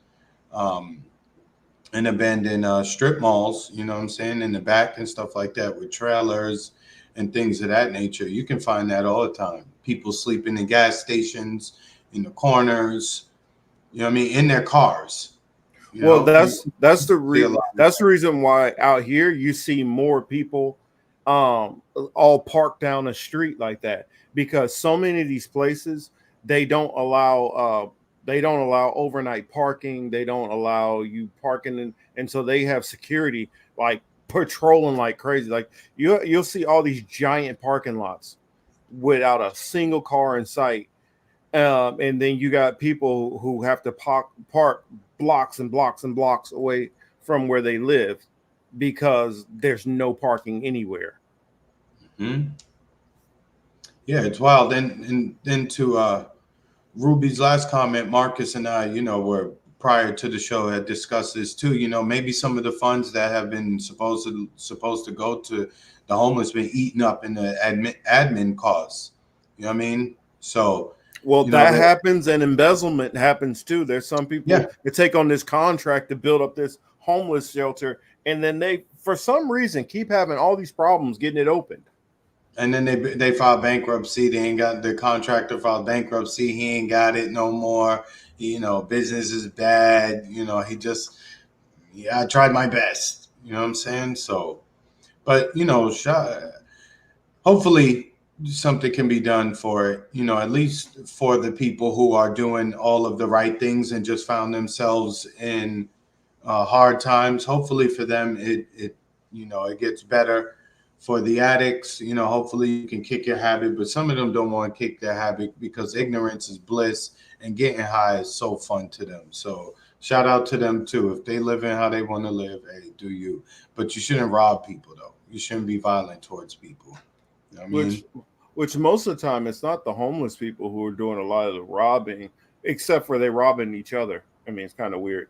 Like, yeah, some of the homeless people, they're robbing from the other tent next to them, shit like that. It's that jail mentality. Mm-hmm. Well, I mean, it goes down to when we talk about crime. Crime is normally like it's proximity. It's normally it's affected by people who are around you when they're like, oh, black on black crime. Well, yeah, there's white on white crime, brown on brown crime. Yeah, most of the crime happens in the area of people who are next to you. So if you live around a bunch of other black people and you're black, then of course most of the crime is going to be black on black. If you live around a bunch of white people and crime happens, it's going to be white on white, and so on and so forth. It's just for black people in particular, there happens to be this moniker of, oh, black on black, as if it's something unique. But yeah, I mean, you put well, and also you have so many areas where wealthy people drive up the cost of things, absorbently, and that's the problem in Florida too. You have this area over there, it gets more and more expensive. They building up more and more things around there, and then it forces everything around it to rise up. And when you already got a high cost of living, it makes it, it makes it really rough on a lot of people. It makes it rough on the people who live there, who, were accustomed to the costs of living being, at one level. Then you have all the new people who come and, maybe they have a little bit more money and then everything starts to go up. You could have been renting your apartment for $1,500 for the last 2 or 3 years, cool with the landlord. And then, maybe the landlord hears that a similar rental unit is now getting $2,500 in rent. Now they're trying to take your $1,500 and get it up to $2,500 as fast as possible. They're telling you like, hey, we're going to raise your rent $1,000, but hey, for the renewal. But if you sign a 2-year deal, you could pay me $500 the first year, $500 the second year. That's how they're doing people, and the raises clearly don't. The raises aren't matching that increase, so we're always going to be at an imbalance on some level in that, man. But Mark, Jira says, does anybody remember just how many houses were stolen by the banks in 2007, 2008? Think that's not happening? Well, of course that's still happening. In fact, it's happening on a higher scale now than it ever was. The difference is they're kind of just buying like whole entire blocks. And I mean, you had Mark Cuban who bought like a whole town. I mean, that's what you got going on now. So I mean, yeah, that's why everything is going up and inflated, and things are going to get pretty crazy. So yeah, that's pretty much all I got. I say, what was it? Oh, I wanted to share this with you guys. If you guys watch Independent Review on Steve Poikonen show, AM Wake Up, or the AM Wake Up Rockfin channel, There was a couple of really good segments that I saw on there that I wanted to shout out. If you guys get the chance to check them out, there's a Whitney Webb interview that it covers probably about, what is it, about 36 minutes of it. I don't know if that's the whole interview or not, but at least well, I don't think that's the whole interview, but that segment was really good. On that independent review on AM Wake Up, it was what, 55, the 55-minute mark to hour and 29 minutes roughly. And then they also had a pretty good segment, all debating the Trump shooting or assassination attempt, if it was believed to be, I don't know, their thoughts on it. And that was at the 1:30, an hour 39-minute mark to hour and 52-minute mark on the Union, well, not Union, but Independent Review, again on the AM Wake Up channel. And if you guys haven't seen it, the Independent Review will take a couple of snippets of the different, a couple of the different channels over there on Rockfin and kind of combine it together in a good probably 2.5, 3 hour segment. So you get a little bit of everybody what they're talking about. And so they have the Union of the Unwanted, a little bit of AM Wake Up. They have some indie media on there, and a little mixture of everybody. So definitely recommend that. But yeah, I just want to throw out like a little bit of highlights from that Whitney Webb interview. She went into a lot of the different things that, if you follow the money, what it looks like might be setting up for a second Trump presidency.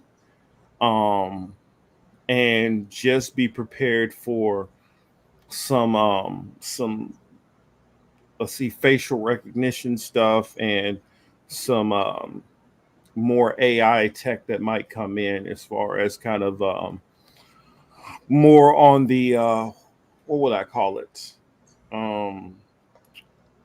Pre-crime predictive programming type, dystopian things. But we all know that it's not that it's what Trump is thinking of off the top of his head. We just know that he's very transactional. And so it looks like some of the people that he's dealing with, that's some of the stuff that might be pushed in a Trump administration. So any of those people who think, oh, well, the Agenda 2025 stuff is just, oh, that's just stuff that people are saying out there.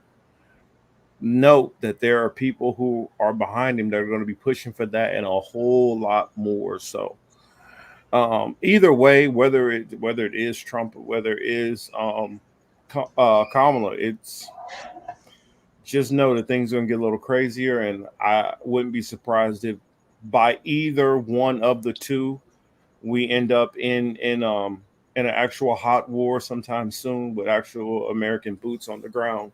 So any fun shit you want to do where you want to travel somewhere or go see this, go and see it while you can. That's all I'm gonna say. Yeah, Chris H, definitely prepare yourself, because it's funny listening to Jimmy, because Jimmy is, you can tell like he's really bought into believing that Trump is going to do some certain things, and he's still trying to get Whitney to give him some good news, and you can tell she's kind of like, nah, I don't think you're understanding what's coming. You're thinking that you've been so disappointed in the left, so you'll go to the right for that happiness, or oh, these good things that you think might come, but you're fooling yourself if you think either one of them have good planned for you down the road. I would say the only silver lining is, if you're able to make some money in under their administration, then go ahead, try to get yourself some coin, so you can improve your life. I'm not saying to be so selfish and shit like that, but I'm just saying that you still have to take care of yourself and your family and things like that. So,